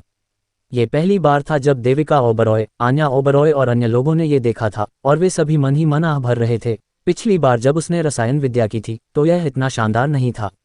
क्या उसकी साधना फिर से बढ़ गई है? जहां तक अन्य लोगों की बात थी, वे पहले ही हक्के बक्के और चकित थे। कोई दूसरा तरीका नहीं था। टेलीकिनेटिक वस्तु पुनर्प्राप्ति और वस्तु हेरफेर उड़ान जैसी चीजें केवल टीवी नाटकों में ही दिखाई देनी चाहिए थीं। अब वे उनकी आंखों के सामने अविश्वसनीय रूप से स्पष्ट रूप से प्रकट हो रही थीं। वे पूरी तरह से हैरान कैसे नहीं होते, खासकर डॉक्टर सतीश रेड्डी। जब उन्होंने ये दृश्य देखा तो उनका पूरा शरीर इस कदर खौफ से भर गया कि वह कांपने लगे और उनके पैर अनैच्छिक रूप से नर्म पड़ गए, लगभग घुटनों के बल गिरने ही वाले थे। सौभाग्य से उनके बगल में खड़े समीर ने उन्हें तुरंत सहारा दिया, जिससे वह अरमान आहूजा के सामने घुटने टेकने से बच गए।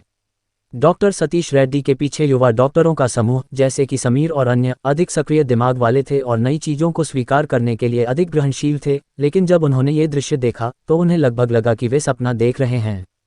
उन सभी ने अपनी जांघों और गालों को चिकोटी काटी, और यह पुष्टि करने के बाद ही कि दर्द हो रहा है, उन्हें एहसास हुआ कि उनकी आंखों के सामने जो कुछ भी था वह सच था।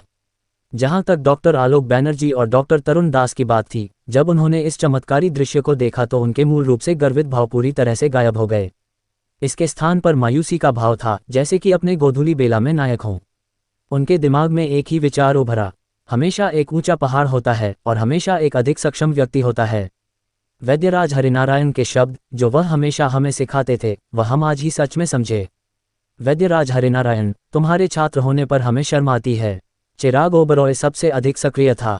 उसने बाएं और दाएं देखा, ये समझना चाहता था कि वे जड़ी बूटियां अरमान आहूजा के सिर के ऊपर क्यों मंडरा रही थीं। लंबे समय तक देखने के बाद भी जब उसे कुछ समझ नहीं आया तो उसने जांच करने के लिए एक कदम आगे बढ़ाया। उसने सोचा कि अपने भारी भरकम शरीर के साथ उसे ठंड से नहीं डरना चाहिए। लेकिन जैसे ही उसने कुछ कदम आगे बढ़ाए, उसका भारी शरीर थोड़ा अभिभूत महसूस करने लगा। ये बस बहुत अधिक ठंडा था। जब वह पीछे हटना चाहता था तो उसने पाया कि उसके पैर अब उसके नियंत्रण में नहीं थे, जमे हुए और सुन्न थे। इस खोज ने उसे इतना डरा दिया कि उसे लगभग लगा कि उसकी आत्मा उड़ गई है और आत्मा बिखर गई है। सौभाग्य से उसके पीछे किसी ने अचानक उसे खींचा, जिससे उसने राहत की सांस ली और जमीन पर गिर पड़ा। भारी हौंफ रहा था और पसीने से तरबतर था। ऊपर देखने पर उसे एहसास हुआ कि यह वैद्यराज हरिनारायण थे जिन्होंने उसे खींचा था। जैसे ही वह अपना आभार व्यक्त करने वाला था, वैद्यराज हरिनारायण ने उसे डांटा, क्या तुम मरने की कोशिश कर रहे हो? तुम्हारी इतनी हिम्मत कि तुम इतने बड़े चक्रव्यूह में घुस जाओ। चिराग ओबरॉय हंसा और पूछा, वैद्यराज हरिनारायण, तुम कहते हो कि यह एक चक्रव्यूह है? वैद्यराज हरिनारायण ने अपना सिर हिलाया। उनका चेहरा उत्साह से भरा हुआ था जब उन्होंने कहा, मुझे पूरी तरह से यकीन नहीं है, लेकिन मैंने अपने पूर्वजों द्वारा छोड़े गए प्राचीन ग्रंथों में इसी तरह के चित्र देखे हैं, जो कहते हैं कि एक महागुरु इस भव्य चक्रव्यूह का उपयोग करके एक दिव्य गोली को परिष्कृत कर सकता है। दिव्य गोली? चिराग ओबरॉय ने भौहें सिकुड़ी और पूछा, क्या यह उसी पुराने बुद्धू आचार्य विद्युत के समान रास्ता नहीं है? मैंने कभी भी उन चीजों पर विश्वास नहीं किया है। उसने वास्तव में आचार्य विद्युत पर कभी विश्वास नहीं किया था, ये सोचकर कि तथाकथित रसायन विद्या और वो कमबख्त रसायन परिषद लोगों को धोखा देने के लिए पिरामिड योजना चलाने वाले कमीनों का एक समूह है। किंग राजवंश बहुत पहले ही नष्ट हो चुका था, फिर भी ऐसे लोग थे जो रसायन विद्या में विश्वास करते थे। ये बस हास्यास्पद था। वैद्यराज हरिनारायण ने चिराग ओबरॉय के साथ आगे कोई बहस नहीं की, बल्कि मैदान में अरमान आहूजा को ध्यान से देखा। मायरा सिंघानिया ने भी अरमान आहूजा को कभी रसायन विद्या करते नहीं देखा था। अन्य लोगों की तरह जब उसने ये दृश्य देखा तो उसके चेहरे पर एक चकित भाव था, यह महसूस करते हुए कि यह थोड़ा बहुत ही काल्पनिक था। हालांकि ये सोचकर कि मैदान में खड़ा आदमी उसका पति है, उसके दिल में एक अनकहा गर्व बेवजह उठ खड़ा हुआ। अरमान आहूजा, तुम मुझे और कितने सरप्राइज दोगे? अरमान आहूजा ने मैदान में एक इशारा करने के बाद अपनी आंखें बंद रखीं। वह स्वर्ग और पृथ्वी के बीच की प्राण ऊर्जा को महसूस करने पर ध्यान केंद्रित कर रहे थे। हालांकि इस बार जब उन्होंने सभी प्राण ऊर्जा को इकट्ठा कर लिया तो उन्होंने इसका उपयोग रसायन विद्या के लिए आग में बदलने के लिए नहीं किया।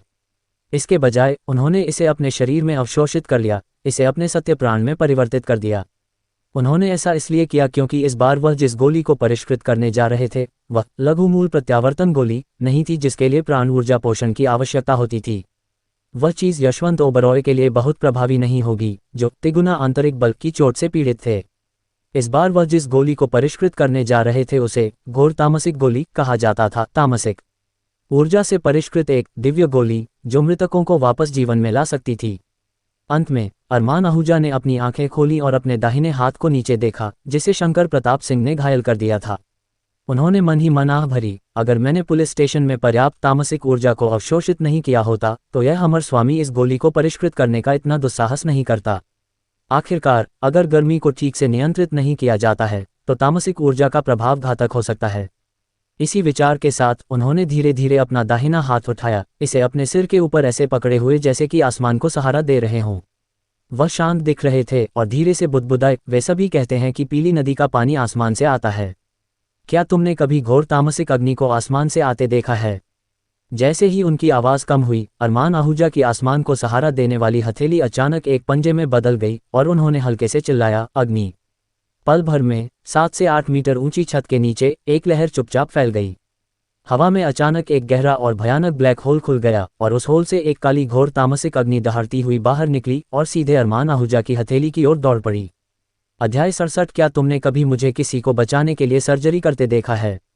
वह ज्वाला एक भारी हथौड़े की तरह थी जो अरमान आहूजा की हथेली पर जोर से टकराई, जिसे उन्होंने आसमान की ओर उठा रखा था। सभी ने स्पष्ट रूप से देखा कि अरमान आहूजा, जिसने एक उंगली से शंकर प्रताप सिंह को अपाहिज कर दिया था, वह भी अनैच्छिक रूप से काम गया और अपना रुख स्थिर करने से पहले उसका बायां पैर एक कदम पीछे भी हट गया। इस छोटे से झटके ने सभी के दिलों की धड़कन तेज कर दी, इस डर से कि अगर अरमान आहूजा इसे रोक नहीं पाए तो वह काली ज्वाला किसी अज्ञात कारण से पूरी जगह को भस्म कर देगी।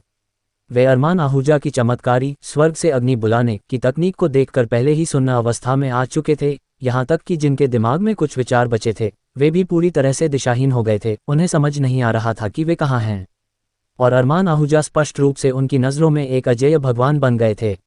लेकिन अब अरमान आहूजा को थोड़ा संघर्ष करते देख उनके दिल लगभग उनके गले में आ गए। किसी को भी यह जानना चाहिए कि जब अरमान आहूजा ने शंकर प्रताप सिंह की तिगुना आंतरिक बल की ताकत का सामना किया था तो उन्होंने केवल एक उंगली बढ़ाई थी और आसानी से शंकर प्रताप सिंह के हमले को भंग कर दिया था। पूरे समय एक भी कदम पीछे नहीं हटे। ये स्पष्ट था कि इस काली ज्वाला की शक्ति शंकर प्रताप सिंह के तिगुना आंतरिक बल से कहीं अधिक थी। हालांकि ये भी अपेक्षित था, आखिरकार अजीब रंग की यह ज्वाला आसमान से बुलाई गई थी। शंकर प्रताप सिंह, एक नश्वर, इसकी तुलना कैसे कर सकता था? यहाँ तक कि अरमान आहूजा ने खुद भी यह अनुमान नहीं लगाया था कि इस घोर तामसिक अग्नि की शक्ति कल्पना से कहीं अधिक मजबूत होगी। सौभाग्य से उन्होंने केवल एक छोटे से हिस्से को ही बुलाया था। अगर उन्होंने एक बड़ी ज्वाला को बुलाने के लिए अपनी पूरी ताकत लगा दी होती तो अरमान आहूजा का अनुमान था कि वह खुद भी इसका सामना नहीं कर पाते। अपने शरीर को स्थिर करने के बाद अरमान आहूजा ने धीरे से अपनी छाती से दूषित हवा की एक सांस छोड़ी, फिर उनके पूरे शरीर में सत्य प्राण की एक लहर फैल गई जिसने स्वर्ग और पृथ्वी की प्राण ऊर्जा को जुटाया, उसे अवशोषित और परिष्कृत किया। यद्यपि यह बहुत कम था, फिर भी कुछ न होने से बेहतर था। अरमान आहूजा ने एक साथ नवचक्र काया शोधन विद्या को प्रसारित किया और हवा में मंडरा रही जड़ी बूटियों को परिष्कृत करने के लिए घोर तामसिक अग्नि में प्रवेश करने के लिए नियंत्रित किया। गर्मी को नियंत्रित करने की कठिनाई पहले लघु मूल प्रत्यावर्तन गोली को परिष्कृत करने की तुलना में अनगिनत गुना अधिक थी। ये भी भाग्यशाली था कि अरमान आहूजा ने पहले पुलिस स्टेशन में पर्याप्त तामसिक ऊर्जा को अवशोषित कर लिया था जिससे उनकी बांह घोर तामसिक अग्नि की बर्फीली ठंड का सामना कर सकी। उन्होंने घोर तामसिक गोली को परिष्कृत करने का विकल्प इसलिए चुना क्योंकि यशवंत ओबरॉय का शरीर पूरी तरह से उन दो सत्य प्राणों की धाराओं पर टिका हुआ था जो उन्होंने पहले छोड़ी थीं। सत्य प्राण जीवन को बढ़ा सकता था, लेकिन यह उस तिगुना आंतरिक बल को पूरी तरह से भंग नहीं कर सकता था जो शंकर प्रताप सिंह ने यशवंत ओबरॉय के शरीर के भीतर छोड़ दिया था। बेशक अगर अरमान आहूजा की साधना पर्याप्त होती, अगर वह मर्मभेदन स्तर में प्रवेश कर चुके होते तो यशवंत ओबरॉय को ठीक करने के लिए उस समय उनके शरीर के भीतर का दुर्जेय सत्य प्राण ही काफी होता। दुर्भाग्य से वह वर्तमान में केवल मूल स्थापना स्तर में थे और वह भी केवल प्रारंभिक चरण में, इसलिए केवल सत्य प्राण के साथ यशवंत ओबरॉय को ठीक करना असंभव था। सबसे पहली चीज जो उन्होंने सोची थी वह वास्तव में घोर तामसिक गोली थी, एक अत्यंत ठंडी गोली जो घायल मानव शरीर को अस्थायी रूप से जमा सकती थी। एक बार जब औषधीय शक्ति घुल जाती है तो जमे हुए ऊतक फिर से जीवित हो जाते हैं, ठीक वैसे ही जैसे सर्दियों की बर्फ पिघलती है, वसंत आता है और सभी चीजें पुनर्जीवित होती हैं। यशवंत ओबरॉय के शरीर में बचे 3 गुना आंतरिक बल का तो जिक्र ही छोड़ दें, यहाँ तक कि 10 गुना आंतरिक बल को भी इस घोर तामसिक गोली से ठीक किया जा सकता था। हालांकि अरमान आहूजा को शुरू में ज्यादा विश्वास नहीं था, लेकिन जब अंजलि देसाई और अन्य लोग उन्हें पुलिस की गाड़ी में गिरफ्तार करने आए तो उन्होंने पुलिस अधिकारियों पर तामसिक ऊर्जा महसूस की।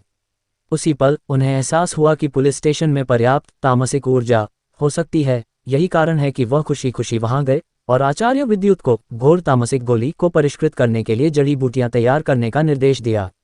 लिविंग रूम के केंद्र में अरमान आहूजा रसायन विद्या पर ध्यान केंद्रित कर रहे थे। उन्होंने बहुत अधिक तामसिक ऊर्जा को अवशोषित नहीं किया था, केवल इस एक घोर तामसिक गोली के लिए पर्याप्त थी, इसलिए विफलता बिल्कुल भी कोई विकल्प नहीं था। उनके चारों ओर ऐसे लोगों का समूह था जो बहुत पहले ही अपने नाम भूल चुके थे, पूरी तरह से हक्के बक्के थे। डॉक्टर सतीश रेड्डी पूरी तरह से स्तब्ध थे।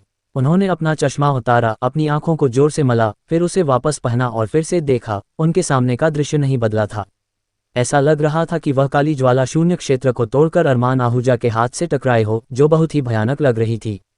अचानक उनके दिल में लाचारी की एक गहरी भावना उमड़ पड़ी। अरमान आहूजा का मजाक उड़ाने के लिए उन्होंने जिन शब्दों का इस्तेमाल किया था, इस दृश्य को देखने के बाद वे उनके ही चेहरे पर तमाचे बन गए। हर एक शब्द जोर से चुभ रहा था। उन्होंने सोचा कि शिवगढ़ में उनका चिकित्सा कौशल पहले से ही सबसे अच्छा है, जो एक पिस्तौल की तरह बीमारियों को निशाना बनाता है और सटीक रूप से प्रहार करता है।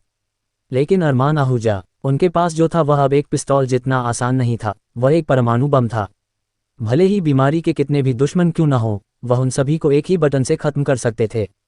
अब जाकर उन्हें गहराई से एहसास हुआ कि उनके और अरमान आहूजा के बीच का फासला उनके जीवन काल में एक न पाटने योग्य खाई है। डॉक्टर सतीश रेड्डी, और डॉक्टर सतीश रेड्डी, कोई आश्चर्य नहीं कि उन्होंने तुम्हारा इतना तिरस्कार किया। उनकी नज़रों में तुम एक कीड़े से ज़्यादा कुछ नहीं हो। वह तुम्हारे स्तर तक कैसे गिर सकते हैं? डॉक्टर सतीश रेड्डी ने मन ही मन दुखी होकर सोचा। डॉक्टर सतीश रेड्डी के समान ही विचार डॉक्टर आलोक बैनर्जी और कई अन्य डॉक्टरों के थे। अरमान आहूजा के सामने उनका सारा पिछला घमंड चकनाचूर हो गया। खासकर छोटे ग्रेजुएट छात्रों की अखाड़े में स्वर्ग को झुकाने वाली क्षमता रखने वाले अरमान आहूजा को देखकर उनकी आंखें ईर्ष्या और लाचारी से भर गईं। आन्या ओबरॉय और अन्य लोगों ने अरमान आहूजा को पहले भी रसायन विद्या करते देखा था। उनकी समझ के अनुसार अरमान आहूजा को इस बार भी अपनी पिछली रसायन विद्या तकनीक का उपयोग करना चाहिए था, और सिया ओबरॉय ने तो इसे रिकॉर्ड करने के लिए अपना फ़ोन भी तैयार कर लिया था। लेकिन उन्होंने कभी नहीं सोचा था कि अरमान आहूजा के पास ऐसा भी कोई वार होगा। इस समय सिया ओबरॉय बहुत खुश थी कि उसने अपना फ़ोन पहले से तैयार कर लिया था, वरना वह इस शानदार और अविश्वसनीय दृश्य को देखने से चूक जाती। रिकॉर्डिंग करते समय वह पहले से ही सोच रही थी कि उसे इस वीडियो को टिकटॉक पर अपलोड करना ही है। इसे पिछले वाले के साथ जोड़ने पर यह निश्चित रूप से वायरल हो जाएगा। सिया ओबरॉय इस समय स्वाभाविक रूप से यह कल्पना नहीं कर सकती थी कि उसका यह फैसला टिकटॉक प्लेटफॉर्म के सर्वर को लगभग क्रैश कर देगा। बेशक ये सब बाद के घटनाक्रम थे, इसलिए अभी उन पर ध्यान नहीं देते हैं। अविश्वसनीय, मैंने कभी ऐसा नहीं सोचा था, भले ही तुम मुझे पीट पीट कर मार डालो। मैं, आचार्य विद्युत, ने 40 से अधिक वर्षों तक एक साधारण जीवन जिया है, और फिर भी मैं ऐसी चमत्कारी तकनीक देख सकता हूँ। आचार्य विद्युत का चेहरा उत्साह और सदमे से भरा था। उनकी आंखें अरमान आहूजा के प्रति प्रशंसा से छलक रही थीं।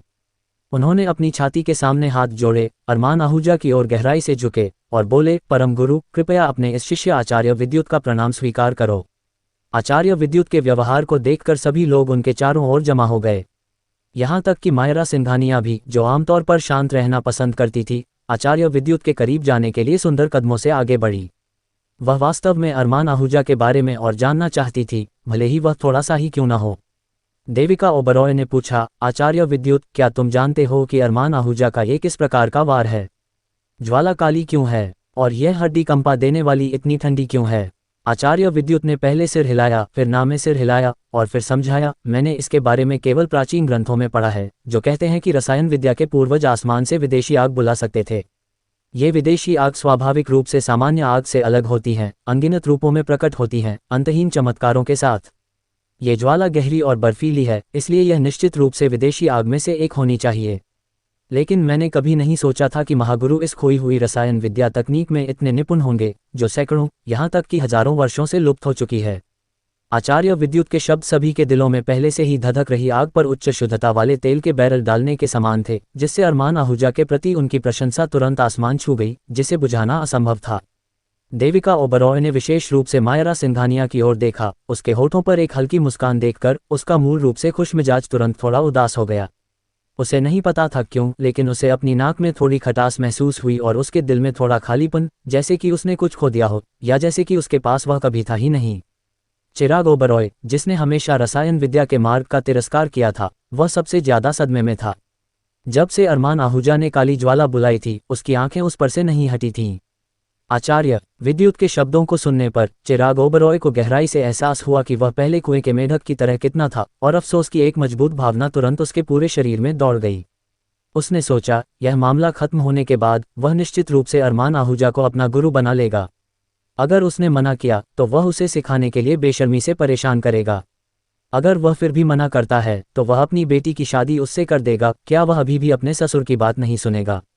आछू, आन्या ओबरॉय, जो उसके बगल में थी, बिना किसी चेतावनी के छींकी, अजीब सी महसूस कर रही थी। ये देखकर चिराग ओबरॉय मन ही मन हंसा, ये सोचकर कि पिता और बेटी दिल से जुड़े हुए हैं।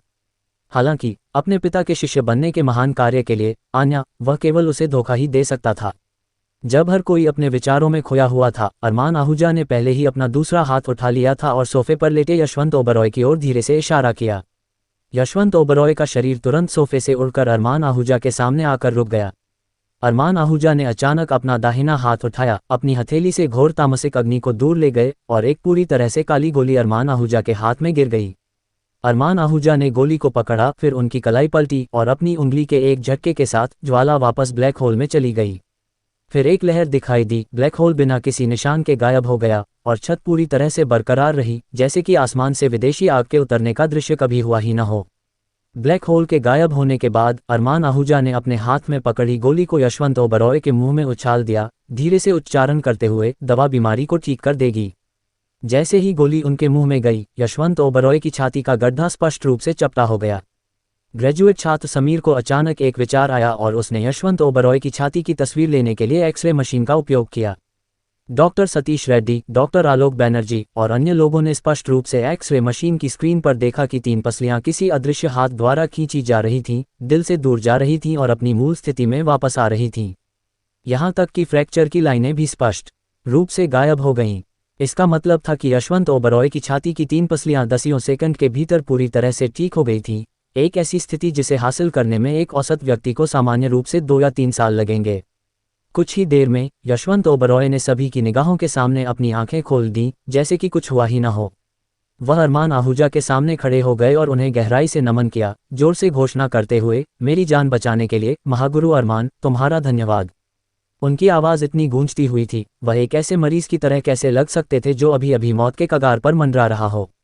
अरमान आहूजा ने सिर हिलाया, फिर डॉक्टर सतीश रेड्डी और अन्य लोगों की ओर मुड़े और पूछा, शुरू से अंत तक, क्या तुमने कभी मुझे किसी को बचाने के लिए सर्जरी करते देखा है? अध्याय 68 ओबरॉय परिवार पीढ़ियों से महागुरु अरमान की सेवा में है। अरमान आहूजा के शब्द एक कड़े तमाचे की तरह थे, जो डॉक्टर सतीश रेड्डी, डॉक्टर आलोक बैनर्जी और विभाग के अन्य प्रमुखों के चेहरों पर भारी पड़े। अगर उन्होंने इसे अपनी आंखों से नहीं देखा होता तो वे कभी विश्वास नहीं करते कि अमर लोगों की तकनीक जैसा ऐसा कौशल वास्तव में इस दुनिया में मौजूद है। आसमान से उतरती काली लपटें, जड़ी बूटियां इकट्ठा करने और गोलियां परिष्कृत करने का चमत्कारी कौशल, एक मृत व्यक्ति को जीवन में वापस लाने का त्वरित चमत्कार, इनमें से कोई भी एक बात अगर जनता के सामने आ जाए तो पूरी दुनिया को चौंका देने और उन्हें अनंत महिमा और धन दिलाने के लिए काफ़ी होगी। इस तथ्य की तो बात ही छोड़ दे कि इस युवक के पास ये सभी क्षमताएं एक साथ थीं। डॉक्टर सतीश रेड्डी चाहते थे कि उन्हें छिपने के लिए कोई जगह मिल जाए। वह पहले सबसे ज़्यादा बोल रहे थे और अब वह चेहरे पर तमाचा खाने का सबसे ज़्यादा दर्द महसूस कर रहे थे। शुरू से अंत तक उन्होंने अरमान आहूजा की बातों पर कभी विश्वास नहीं किया था। यहाँ तक कि जब एक्सरे में यशवंत ओबरॉय का दिल छिदा हुआ दिखा, तब भी उन्होंने यह मानने से इनकार कर दिया कि अरमान आहूजा वास्तव में उनसे श्रेष्ठ हैं। इसके बजाय उन्होंने अरमान आहूजा से झगड़ा करना जारी रखा, यहाँ तक कि यह भी कहा कि उनके बिना शिवगढ़ में कोई भी यशवंत ओबरॉय को ठीक नहीं कर सकता। जब अरमान आहूजा ने कहा कि वह बिना सर्जरी के यशवंत ओबरॉय को ठीक कर सकते हैं और इसमें केवल 10 मिनट से थोड़ा अधिक समय लगेगा, तो डॉक्टर सतीश रेड्डी लगभग हंसते हंसते पागल हो गए थे। उनकी राय में इस युवक ने बहुत अधिक टीवी नाटक देखे होंगे या एक पागल की तरह ऐसी अविश्वसनीय बातें कहने के लिए एक भ्रम पैदा कर लिया होगा, जिससे वह एक हंसी का पात्र बन गया है। हालांकि जब उनकी आंखों के सामने सब कुछ सच में सामने आया, तो उन्हें अंततः एहसास हुआ कि वह सबसे बड़ा मजाक हैं। अफसोस की एक गहरी भावना उनकी एड़ी से उठी, जो तुरंत उनके पूरे शरीर में फैल गई और उस बिंदु तक पहुंच गई जहां से वापसी संभव नहीं थी। वह आखिरकार समझ गए कि वैद्यराज हरिनारायण जैसे एक सम्मानित वरिष्ठ इस युवक का इतना सम्मान क्यों करते थे और वह क्यों उन्हें बार बार इस युवक के सामने अपनी गलतियां स्वीकार करने के लिए कह रहे थे। वह इस युवक के साथ संबंध बनाने की कोशिश कर रहे थे। कितना अफसोस, कितना पछतावा। उनकी अपनी मूर्खता से इतना अच्छा अवसर बर्बाद हो गया।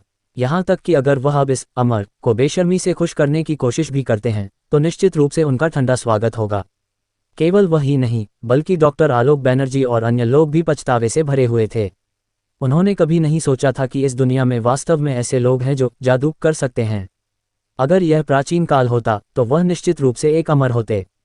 बस बात यह थी कि वे बहुत अधिक अभिमानी थे, खुद को सबसे दुर्जय प्राणी मानते थे। अन्यथा अगर उन्होंने पहले अरमान आहूजा को खुश किया होता तो वे एक या दो तरकीबें सीख गए होते और फिर दुनिया भर में प्रसिद्धि पाना बच्चों का खेल होता। इसके अलावा अगर उनके पास अरमान आहूजा की क्षमताएं होती तो क्या ऑर्थोपेडिक्स विभाग के वीआईपी वार्ड का वह मरीज तुरंत ठीक नहीं हो जाता। जैसे ही उन्होंने उस मरीज की पहचान के बारे में सोचा, डॉक्टर आलोक बैनर्जी की आंखों में अचानक एक स्पष्ट चमक आ गई। लेकिन फिर ये याद करते हुए कि उन्होंने अभी अभी अरमान आहूजा का मजाक कैसे उड़ाया था, उनकी नज़र अविश्वसनीय रूप से मंद हो गई। आखिरकार वे अब जो भी कहें, पहले ही बहुत देर हो चुकी थी। उन सभी ने अपना सिर झुका लिया। कोई भी व्यक्ति अरमान आहूजा की बातों से सहमत होने के लिए आगे नहीं आया। वे कुछ नहीं कर सकते थे, वे अब बस किसी का सामना नहीं कर सकते थे। अरमान आहूजा द्वारा काली ज्वाला को वापस भेजने के बाद लिविंग रूम का तापमान धीरे धीरे सामान्य हो गया। ओबरॉय परिवार के सभी छोटे लोग दौड़ पड़े और यशवंत ओबरॉय और अरमान आहूजा को घेर लिया और अंतहीन बातें करने लगे। डॉक्टर सतीश रेड्डी और अन्य लोगों को उनके द्वारा बहुत पहले ही पूरी तरह से नज़रअंदाज कर दिया गया था। इसके बजाय चिराग ओबरॉय उत्साह में शामिल होने नहीं गया, बल्कि वैद्यराज हरिनारायण से पूछा, अंकल हरिनारायण, अगर डॉक्टर सतीश रेड्डी और अन्य लोगों ने अभी अभी मेरे पिता की सर्जरी की होती तो इसका क्या परिणाम होता। हालांकि वैद्यराज हरिनारायण इसे स्वीकार करने के लिए अनिच्छुक थे, फिर भी उन्होंने सच कहा, यशवंत ओबरॉय मर चुके होते। चिराग ओबरॉय थोड़ा हैरान था और उसने पूछा, सर्जरी से पहले मेरे पिता का दिल छिदा हुआ था, लेकिन वह अभी भी जीवित थे। अगर वे ऑपरेशन करते तो वे निश्चित रूप से क्यों मर जाते। वैद्यराज हरिनारायण ने कहा, ऐसा इसलिए है क्योंकि उस महागुरु ने तुम्हारे पिता के शरीर में प्राण की एक धार छोड़ दी थी। ये वह प्राण था जिसने तुम्हारे पिता के जीवन का अंतिम तिनका बनाए रखा था। अगर उन्होंने जबरन ऑपरेशन किया होता तो वह प्राण तुरंत नष्ट हो जाता। मुझे बताओ, मौत के अलावा क्या तुम्हारे पिता का कोई और परिणाम था। ये सुनकर चिराग ओबरॉय तुरंत भड़क गया।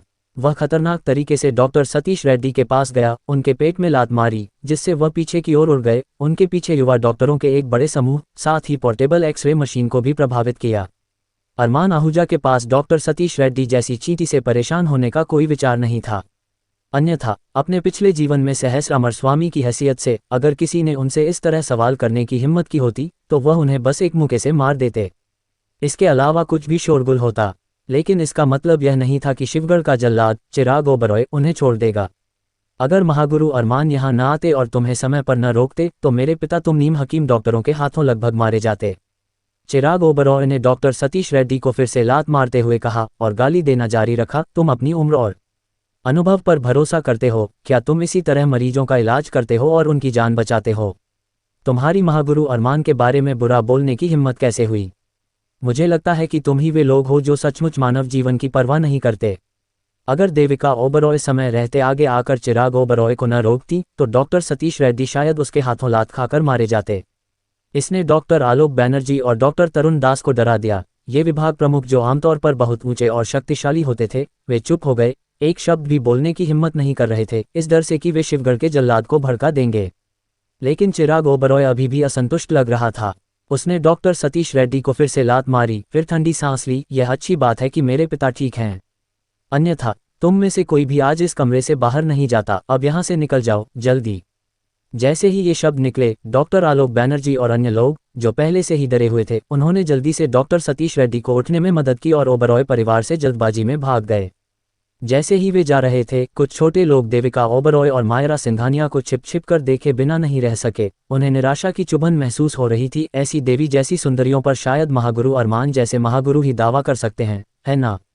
लेकिन जिस बात ने उन्हें और भी अधिक चौंका दिया वह ये था कि जब वे लिविंग रूम से बाहर निकले तो उन्होंने स्पष्ट रूप से देखा कि शिवगढ़ का जल्लाद, जिसके हाथ खून से सने थे और जो बुद्ध और देवताओं को मार सकता था, वह अचानक अरमान आहूजा के सामने एक धम की आवाज के साथ घुटनों के बल गिर पड़ा और एक गूंजती हुई आवाज के साथ नमन किया जो लिविंग रूम में गूंज उठी और अंतहीन रूप से बनी रही। फिर उन्होंने शिवगढ़ के जल्लाद चिराग ओबरॉय की भयानक आवाज सुनी, महागुरु कृपया अपने इस शिष्य चिराग ओबरॉय का प्रणाम स्वीकार करो। इस दृश्य को देखकर ओबरॉय परिवार के सभी सदस्यों ने सिर हिलाते हुए आह भरी और मुड़कर आचार्य विद्युत की ओर देखा। आचार्य विद्युत ने हालांकि ऐसा नाटक किया जैसे उन्होंने कुछ नहीं देखा, अपना चेहरा दूसरी ओर घुमा लिया और ओबरॉय परिवार के सदस्यों की नजरों से बचते रहे। लेकिन उनका चेहरा अनजाने में लाल हो गया और उनके बूढ़े चेहरे पर एक हल्की लाली छा गई जो बेहद अजीब लग रही थी। यशवंत ओबरॉय मूल रूप से चाहते थे कि आन्या ओबरॉय अरमान आहूजा की शिष्य बने, लेकिन आन्या ओबरॉय इतनी शर्मीली थी कि वह ऐसा नहीं कर पा रही थी। अब अपने विद्रोही बेटे चिराग ओबरॉय के आगे आने के साथ यशवंत ओबरॉय ने अवसर का लाभ उठाया, ऊपर गए और चिराग ओबरॉय को जमीन पर लात मारी और जोर से डांटा, तुम मूर्ख, महागुरु अरमान के शिष्य बनने के लिए तुम्हारे पास क्या योग्यता है? जब योग्यता की बात आती है तो पूरे ओबरॉय परिवार में तुम्हारी बेटी आन्या ओबरॉय की तुलना कौन कर सकता है? महागुरु अरमान, तुम क्या सोचते हो? आन्या ओबरॉय ने महसूस किया कि जब उसके दादा ने अरमान आहूजा के सामने उसका नाम लिया तो उसके दिल की धड़कन रुक गई। उसने अपनी सांस रोक ली। अरमान आहूजा को देखते हुए दोनों उसका उत्तर जानना चाहते थे और उसके जवाब को जानने से डर रहे थे, बिल्कुल एक परीक्षा के बाद शिक्षक द्वारा ग्रेड घोषित करने की प्रतीक्षा करने की तरह, बेहद उलझन में। अरमान आहूजा जानते थे कि यशवंत ओबरॉय चाहते हैं कि वह आन्या ओबरॉय को अपने शिष्य के रूप में स्वीकार करें। इस तरह गुरु और शिष्य के बंधन के साथ उनके ओबरॉय परिवार को उनके रूप में एक समर्थक मिल जाएगा। शिवगढ़ की तो बात ही छोड़ दें, पूरे दक्षिणांचल प्रदेश में भी वे किसी अन्य परिवार से नहीं डरेंगे। अरमान आहूजा ने भौहें सिकुड़ी और एक पल के लिए विचार किया। हालांकि ये संक्षिप्त क्षण ओबरॉय परिवार के सदस्यों को कई शताब्दियों जैसा लगा। अंततः उन्हें समझ में आ गया कि पीड़ा क्या होती है। उन्हें डर था कि अरमान आहूजा मना कर देंगे। अगर यह अतीत की बात होती तो ऐसी स्थिति कभी नहीं आती, क्योंकि उनका ओबरॉय परिवार हमेशा से दूसरों को मना करने वाला रहा था। अरमान आहूजा अपनी खुद की शक्ति स्थापित करना चाहते थे और वास्तव में उन्हें एक प्रतिनिधि की आवश्यकता थी। इसके अलावा आन्या ओबरॉय की योग्यता बुरी नहीं थी। हालांकि यह उन संतों और साध्वियों की तरह असाधारण नहीं थी जिनसे वह अपने पिछले जीवन में अनंत ब्रह्मांड में मिले थे, लेकिन पृथ्वी पर इतनी कम उम्र में इस तरह की साधना करना पहले से ही काफी अच्छा था। उसे अपनी शिष्य बनाना असंभव नहीं था। इसलिए सभी की उम्मीदों के बीच अरमान आहूजा ने सिर हिलाया और केवल एक शब्द कहा जिसने पूरे ओबरॉय परिवार को खुश कर दिया, हाँ। वाह! सिया ओबरॉय और अन्य जैसे ओबरॉय परिवार के छोटे लोग तुरंत आश्चर्यजनक चिल्लाहट में फूट पड़े। वे सभी आन्या ओबरॉय से बहुत ईर्ष्या कर रहे थे क्योंकि उसे इतना शक्तिशाली गुरु मिला था। साथ ही उन्हें इस बात का भी अफसोस था कि उन्होंने उस समय अपने दादाजी के साथ अभ्यास करने के लिए मानसरोवर झील नहीं जाने की जिद की थी। अन्यथा अभी जो शिष्य समारोह कर रहा था वह उनमें से कोई हो सकता था। यशवंत ओबरॉय पूरे ओबरॉय परिवार में सबसे खुश व्यक्ति थे क्योंकि वह पहले से ही देख सकते थे कि ओबरॉय परिवार भविष्य में किन ऊंचाइयों तक पहुंचेगा। वह अरमान आहूजा के सामने खड़े हुए, सम्मानपूर्वक झुके और जोर से घोषणा की, महागुरु अरमान, आज के बाद से हमारा ओबरॉय परिवार पीढ़ियों तक लिंग की परवाह किए बिना महागुरु अरमान की सेवा करेगा। यदि कोई भी अवज्ञा करता है तो उसे ओबरॉय परिवार से निकाल दिया जाएगा। वह जीवन भर ओबरॉय परिवार के द्वार में प्रवेश करने में असमर्थ होगा और मृत्यु के बाद ओबरॉय परिवार की कब्र में प्रवेश करने में असमर्थ होगा। आन्या ओबरॉय, तुम जल्दी से अपने गुरु का अभिवादन क्यों नहीं कर रही हो? आन्या ओबरॉय जल्दबाजी में अरमान आहूजा के सामने आई, घुटने टेकने और नमन करने के लिए अपना हाथ उठाया, लेकिन अरमान आहूजा के फैले हुए हाथ ने उसे रोक दिया। अध्याय 69 तुम्हारे ओबरॉय परिवार की बॉक्सिंग शैली में समस्या है।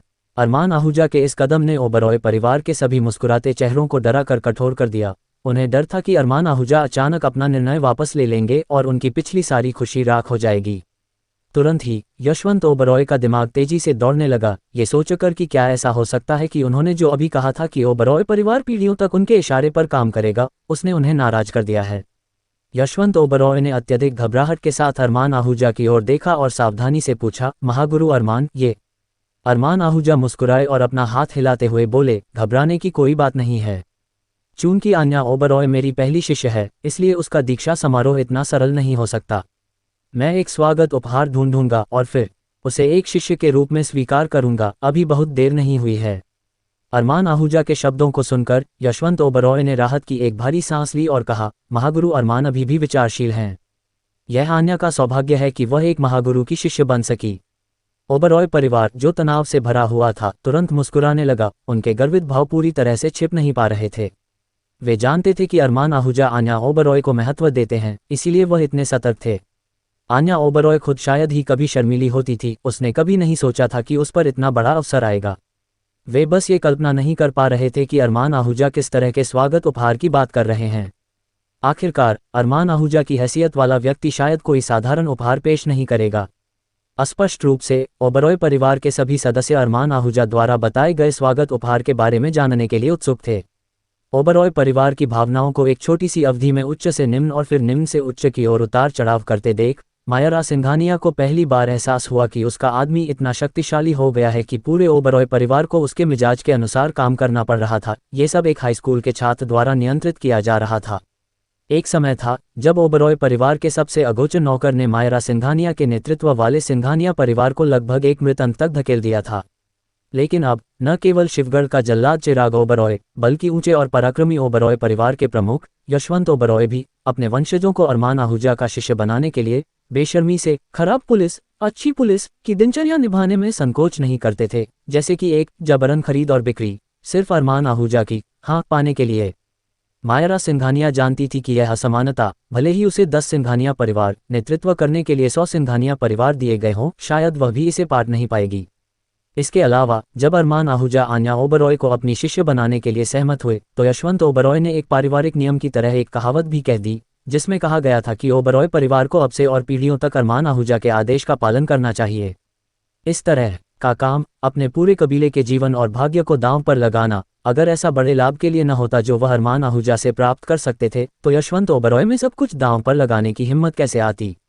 पास खड़े आचार्य विद्युत और वैद्यराज हरिनारायण दोनों यशवंत ओबरॉय द्वारा निर्धारित नियमों को सुनकर हैरान थे। उन्होंने कभी उम्मीद नहीं की थी कि यशवंत ओबरॉय में अपने पूरे कबीले को अरमान आहूजा से जोड़ने और यह मान करने का साहस होगा कि वे पीढ़ियों तक अरमान आहूजा के आदेश का पालन करें। अगर यह प्राचीन काल में होता तो क्या यह अरमान आहूजा का गुलाम बनने के बराबर नहीं होता। यशवंत ओबरॉय कौन हैं? वह एक सख्त आदमी हैं जिनकी सर्वोच्च नेता ने प्रशंसा करते हुए कहा है कि वह अपने नाम के अनुरूप हैं और एक लोहे की हड्डी वाले हैं। अगर उन्हें किसी के भी अधीन होना पड़े तो वह आधा मरा हुआ महसूस करेंगे, लेकिन अब वह अरमान आहूजा के अधीन कुत्ता बनने को तैयार हैं, और ऐसा कुत्ता जो किसी को भी काटने के लिए कहने पर काट ले, जिसने वास्तव में उन दोनों को चौंका दिया। हालांकि वे ये भी जानते थे कि अरमान आहूजा निश्चित रूप से ओबरॉय परिवार के लिए अपार गौरव लाएंगे। यही कारण है कि उन्होंने अपना दर्जा कम कर दिया, यहाँ तक कि एक कुत्ता बनने को भी तैयार हो गए ताकि वे खुद को अरमान आहूजा से जोड़ सकें। और वे ये भी जानते थे कि इस बात की परवाह किए बिना कि क्या अरमान आहूजा के पास सच्ची प्रतिभा और सीख थी, आज रात के बाद पूरे शिवगढ़ में निश्चित रूप से अरमान आहूजा के लिए जगह होगी। आखिरकार शिवगढ़ का कभी हावी रहने वाला ओबरॉय परिवार अब केवल अरमान आहूजा का शतरंज का एक मोहरा था।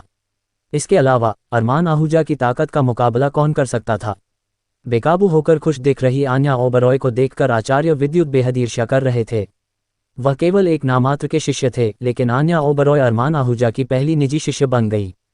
इस असमानता ने आचार्य विद्युत को ईर्ष्या से भर दिया, लेकिन बस इतना ही। वह अपनी जगह जानते थे और अरमान आहूजा का शिष्य बनने में सक्षम होने पर बेहद संतुष्ट थे, भले ही केवल एक नामात्र के शिष्य हों। वह आन्या ओबरॉय के पास गए, सम्मानपूर्वक झुके और धीरे से बोले, आचार्य विद्युत वरिष्ठ बहन का अभिवादन करते हैं।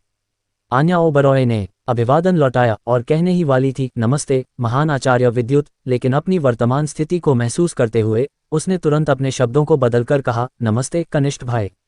इस भावना ने आन्या ओबरॉय को एक अवर्णनीय गर्व और जीत की भावना से भर दिया। हालांकि वह ये भी जानती थी कि यह उड़ने वाली भावना पूरी तरह से उस युवक द्वारा उसके पास लाई गई थी। हालांकि ऊपर दी गई बातें जटिल लग सकती हैं, ये सब कुछ ही सांसों के भीतर हो गया। अरमान आहूजा ने यशवंत ओबरॉय के साथ अधिक औपचारिकताएं नहीं की, बल्कि उनसे पूछा, मैंने तुम्हें और आन्या ओबरॉय को झील के किनारे मुक्केबाजी का अभ्यास करते देखा था और मुझे लगा कि तुम्हारी मुक्केबाजी की तकनीक में कुछ खराबी है। तुम क्या बकवास कर रहे हो? जैसे ही अरमान आहूजा ने बात खत्म की, दरवाजे से एक बहुत ही कर्कश आवाज आई। सभी मुड़े और देखा कि छलावरण वाली लड़ाकू वर्दी पहने एक गठीले शरीर वाला व्यक्ति दरवाजा धकेलकर अंदर आ रहा है। उसकी शक्ल को देखकर वह अपनी युवावस्था में यशवंत ओबरॉय से बहुत मिलता जुलता था।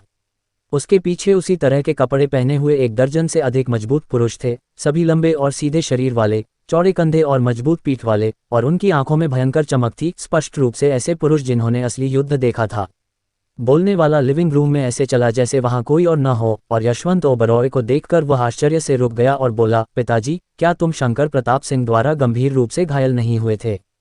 तुम आराम करने के लिए लेट क्यों नहीं रहे हो? अपनी ओर देखो, तुम्हारा चेहरा कितना पीला है, जल्दी से लेट जाओ। मैं तुम्हारी जांच करने के लिए एक सैन्य डॉक्टर को लाया हूँ। नवागंतुक कोई और नहीं बल्कि यशवंत ओबरॉय का दूसरा बेटा ब्रिजेश ओबरॉय था, जो दक्षिणी सैन्य क्षेत्र में एक रहस्यमय विशेष बल इकाई में उप कमांडर के रूप में कार्य करता था, जिसके पास लेफ्टिनेंट कर्नल का वास्तविक पद था। वह एक पूरे शहर के सशस्त्र बलों को जुटा सकता था, जो उसकी अपार शक्ति का प्रदर्शन था। इससे पहले, जब यशवंत ओबरॉय गंभीर रूप से घायल हो गए थे, तो देविका ओबरॉय ने विशेष रूप से उसे बुलाया था और उसे जल्द से जल्द लौटने का आग्रह किया था, वरना वह आखिरी बार यशवंत ओबरॉय को नहीं देख पाएगा। जब उसे पता चला कि यशवंत ओबरॉय को शंकर प्रताप सिंह ने घायल कर दिया है, तो उसने तुरंत लौ सैन्य अनुशासन और नियमों की अवहेलना की, गुप्त रूप से अपनी इकाई से प्रसिद्ध विशेष अभियान दल को खींचा और सीधे ओबरॉय परिवार के विला में आ गया। उसकी शुरुआती योजना के अनुसार, अगर ओल्ड मास्टर ओबरॉय को अभी भी बचाया जा सकता है, तो वह अपनी टीम का नेतृत्व करके शंकर प्रताप सिंह को अपाहिज कर देगा। अगर ओल्ड मास्टर को नहीं बचाया जा सकता है, तो वह आधुनिक हथियारों और रणनीति का उपयोग करके सीधे शंकर प्रताप सिंह को मार डालेगा। इसलिए जब उसने यशवंत ओबरॉय को लिविंग रूम में जीवित और स्वस्थ खड़े देखा, तो उसे अपने सामने का दृश्य कुछ हद तक अविश्वसनीय लगा। लेकिन बहुत जल्द उसने गौर किया कि लिविंग रूम का माहौल थोड़ा अजीब था। न केवल यशवंत ओबरॉय का चेहरा कुछ हद तक उदास था, बल्कि आन्या ओबरॉय, जो आमतौर पर उनके सबसे करीब थी, उसके चेहरे पर भी बेहद उदास भाव था। अपने तीसरे भाई चिराग ओबरॉय का तो जिक्र ही क्या, जो उसे कभी दूसरा भाई नहीं बल्कि छोटा छोकरा कहता था, जिसका मोटा चेहरा अब ऐसा था जिसकी आंखें सिकुड़कर दरारें बन गई थीं। दूसरे भाई के रूप में वह स्वाभाविक रूप से जानता था कि यह उसके क्रोध के फूटने से पहले का संकेत था। और देविका ओबरॉय, उसकी सबसे कोमल और सुंदर छोटी बहन, इस समय उसका चेहरा भी बर्फीली ठंड की एक परत से ढका हुआ था। यह उसके आकर्षक और लुभावने उग्र अंदाज जैसा बिल्कुल नहीं था। तुम सब क्या कर रहे हो? तुम सबके चेहरे इतने उदास क्यों हैं? क्या पिताजी ठीक नहीं हैं? ब्रिजेश ओबरॉय ने पूरी तरह से हैरान होते हुए पूछा। ओह, सही बात है, वह अंधा कौन था जिसने अभी अभी कहा कि हमारे ओबरॉय परिवार की मुक्केबाजी तकनीक में कोई समस्या है? यहाँ से बाहर आओ, देखो कहीं मैं तुम्हें मुक्का मारकर जान से न मार दूं। अहंकारी। जैसे ही अरमान आहूजा कोई कदम उठाने वाले थे, उन्होंने यशवंत ओबरॉय को जोर से चिल्लाते हुए सुना। इतनी शक्तिशाली प्राण ऊर्जा के साथ कि लिविंग रूम में मौजूद अप्रशिक्षित लोगों के कान के पर्दे दुखने लगे। वह गुस्से से कांप उठे, ब्रिजेश ओबरॉय की ओर इशारा किया और कोसा, तुम नालायक बेटे, तुम एक महागुरु के नाम का अपमान कैसे कर सकते हो? जल्दी करो और महागुरु अरमान के सामने घुटने टेक कर माफी मांगो। ब्रिजेश ओबरॉय ने अरमान आहूजा को ध्यान से देखा। यह नहीं समझ पा रहा था कि उसके पिता क्यों नाराज हैं, और उसने यशवंत ओबरॉय से बहुत भ्रमित होते हुए कहा, पिताजी, क्या तुम सठिया गए हो? वह एक छोटा छोकरा महागुरु कैसे कहला सकता है? जरा देखो मैं उसे 2 मुक्कों में कैसे नीचे गिराता हूँ। यशवंत ओबरॉय जानते थे कि ब्रिजेश ओबरॉय को अरमान आहूजा की पहचान समझाना कम समय में मुश्किल होगा, इसलिए वह केवल अरमान आहूजा से विनती कर सके, महागुरु अरमान, तुम एक उदार व्यक्ति हो, कृपया इस विद्रोही बेटे की बातों पर ध्यान न दो। अरमान आहूजा के भाव शांत थे जब उन्होंने कहा, कोई बात नहीं। आंशिक आंतरिक बल, वह मुझे कोई कदम उठाने के लिए योग्य नहीं है। आन्या ओबरॉय, मैं तुम्हें 2 तरकीबें बताऊंगा, जाओ और उसे पकड़ लो। इन शब्दों पर ब्रिजेश ओबरॉय के पीछे खड़े गठीले पुरुषों का समूह अवमाननापूर्ण हंसी के कोरस में फूट पड़ा। अध्याय 70 2 बार काफी हैं, न कम न ज्यादा, एकदम सही। हा, क्या मैंने सही सुना? उस छोटे छोकरे ने खुद को गुरु कहा। क्या वह सोचता है कि यह एक मूवी का सेट है? कैप्टन ओबरॉय एक विशेषज्ञ हैं जो आंतरिक बल तक पहुंच चुके हैं। दस्ते में कैप्टन चौहान के अलावा कौन उनके टक्कर का है? एक छोटा छोकरा दूसरे को यह सिखाना चाहता है कि कैप्टन ओबरॉय को कैसे पकड़ें। क्या तुम मुझे इतना हंसा कर मारने की कोशिश नहीं कर रहे हो ताकि तुम मेरा एंड क्रेडिट पे ले सको? आन्या ओबरॉय कैप्टन ओबरॉय की भतीजी है। मैंने उसका कौशल पहले भी देखा है, उसने अभी तक आंतरिक बल को भी विकसित नहीं किया है। कैप्टन ओबरॉय, जो अपनी रक्षा के लिए जाने जाते हैं, को पकड़ने की कोशिश करना एक मूर्ख के सपने से कम नहीं है, जैसे किसी अंडे से पत्थर को मारना। ये स्पष्ट है कि यह बच्चा ओल्ड मास्टर ओबरॉय के सामने दिखावा करना चाहता है, लेकिन उसने इस बार स्पष्ट रूप से हद कर दी है। हा, छलावरण प्रशिक्षण वर्दी पहने हुए मजबूत पुरुषों का समूह तुरंत तेज और तेज हंसी के ठहाकों में फूट पड़ा, जैसे कि उन्होंने दुनिया का सबसे मजेदार चुटकुला सुना हो। आन्या ओबरॉय कुछ कठिनाई के साथ अरमान आहूजा के पास गई और फुसफुसाई, गुरु, मैं अपने दूसरे चाचा को नहीं हरा सकती। ये सुनकर अरमान आहूजा मुस्कुराए और बोले, इससे कोई फर्क नहीं पड़ता, बस मेरे द्वारा सिखाए गए तरीके का पालन करो और तुम निश्चित रूप से उसे पकड़ने में सक्षम होगी। आन्या ओबरॉय ये सुनकर कुछ संशय में थी। हालांकि उसने अरमान आहूजा के सर्वोच्च ईश्वरीय पराक्रम को देखा था, अकेले उनका आचरण अनगिनत जूनियर हाई स्कूल की लड़कियों को निश्चित रूप से प्रभावित कर सकता था, विशेष रूप से अरमान आहूजा की चाल, मर्मभेदन आयु विनाश। आन्या ओबरॉय लगातार इसे खुद सीखने की इच्छा रखती थी। लेकिन इच्छा करना एक बात थी, इसका मतलब यह नहीं था कि वह वास्तव में जानती थी कि इसे कैसे क्रियान्वित करना है। अरमान आहूजा के आत्मविश्वासी भाव को देखकर आन्या ओबरॉय सचमुच नहीं जानती थी कि क्या करे। उसकी हिचकिचाहट देखकर अरमान आहूजा झुके और उसके कान में कुछ शब्द फुसफुसाए। पहले तो आन्या ओबरॉय को थोड़ी शर्मिंदगी महसूस हुई, क्योंकि किसी भी लड़के ने उसके प्रति ऐसा घनिष्ठ व्यवहार नहीं किया था। लेकिन जितना वह सुनती गई, आन्या ओबरॉय उतनी ही हैरान होती गई। जब उसने वापस अरमान आहूजा की ओर देखा तो उसकी आंखें सदमे और विस्मय से भरी थीं, यह महसूस करते हुए कि उसके सामने खड़ा आदमी सचमुच एक स्वर्गीय भगवान की तरह है, सर्वज्ञ और सर्वशक्तिमान। क्या तुम समझ गई? अरमान आहूजा ने पूछा। आन्या ओबरॉय ने सिर हिलाया और उत्तर दिया, मैं समझ गई। आन्या ओबरॉय, जो मूल रूप से अनन्य से भरी हुई थी, अरमान आहूजा की बात सुनकर तुरंत आत्मविश्वास से भर गई, जैसे कि ब्रिजेश ओबरॉय को पकड़ना किसी जार से मल निकालने जितना आसान था। पास में खड़े चिराग ओबरॉय ने अरमान आहूजा को अपनी बेटी से फुसफुसाते हुए देखा और तुरंत उसके चेहरे पर एक आत्मसंतुष्ट भाव आ गया। उसने अपने बगल में देविका ओबरॉय को अपनी चिकनी बांह से कोहनी मारी और खुशी से कहा, देखा, मेरी बेटी तुम्हारे वहां पहुंचने से पहले ही वहां पहुंच गई। ये सुनकर देविका ओबरॉय का कोमल शरीर कांप गया। उसने भौहें सिकुड़ी और हल्के से डांटा, चिराग ओबरॉय, मैं तुम्हें चेतावनी दे रही हूं, अपनी जुबान पर लगाम लगाओ। दूसरे तुम्हें शिवगढ़ का जल्लाद मानकर डर सकते हैं, लेकिन मेरी नज़र में तुम एक जानवर बदमाश से ज्यादा कुछ नहीं हो। अगर तुमने मुझे गुस्सा दिलाया तो मैं पिताजी से कहकर तुम्हें एक हथेली से मरवा दूंगी। ये कहने के बाद देविका ओबरॉय को अनजाने में लगा कि उसके दिल की धड़कन तेज हो गई है और यहाँ तक कि उसकी सांसें भी थोड़ी अनियंत्रित हो गई हैं। अगर इसे किसी मुहावरे का उपयोग करके वर्णित किया जाए तो यह चोर की दाढ़ी में तिनका होगा। चिराग ओबरॉय देविका ओबरॉय की धमकी से पूरी तरह से अप्रभावित था। उसने गर्व से अपनी ठुड्डी सहलाई और आत्मसंतुष्टि के साथ कहा, आन्या ओबरॉय मेरी बेटी है और वह महागुरु अरमान की मुख्य शिष्य है।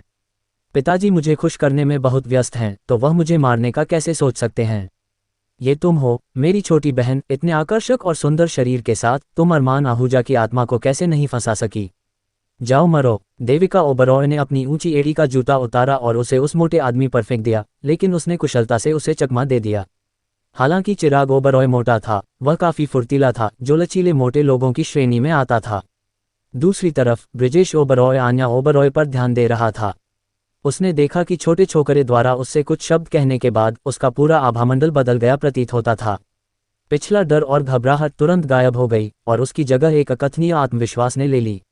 ब्रिजेश ओबरॉय वास्तव में जानना चाहता था कि छोटे छोकरे ने अपनी भतीजी से ऐसा क्या कहा था जो केवल कुछ ही मिनटों में किसी की मानसिक स्थिति को पूरी तरह से बदल सकता है।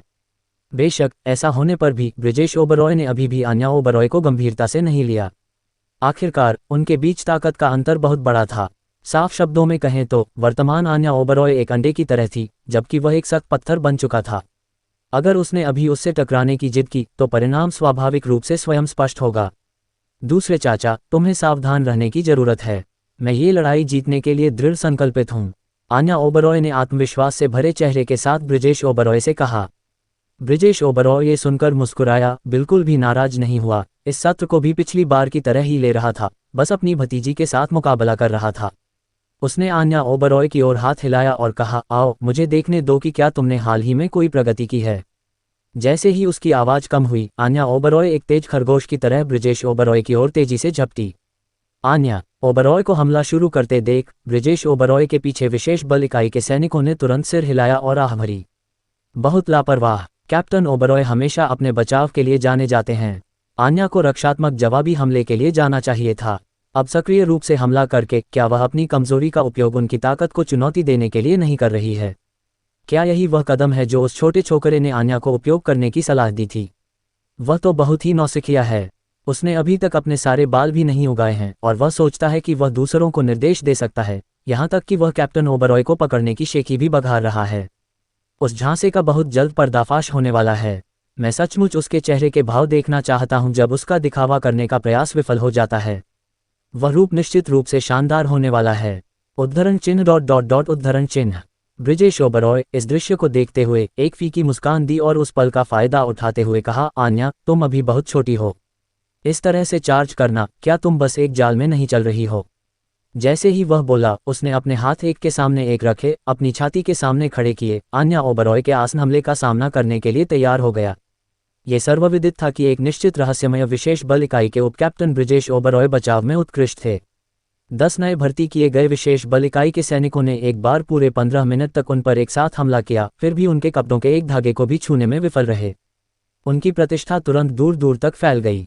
आन्या ओबरॉय को अपने सामने दौड़ते हुए देख ब्रिजेश ओबरॉय ने जानबूझकर एक हाथ बढ़ाया, उसे फंसाने के लिए एक स्पष्ट दोष उजागर किया।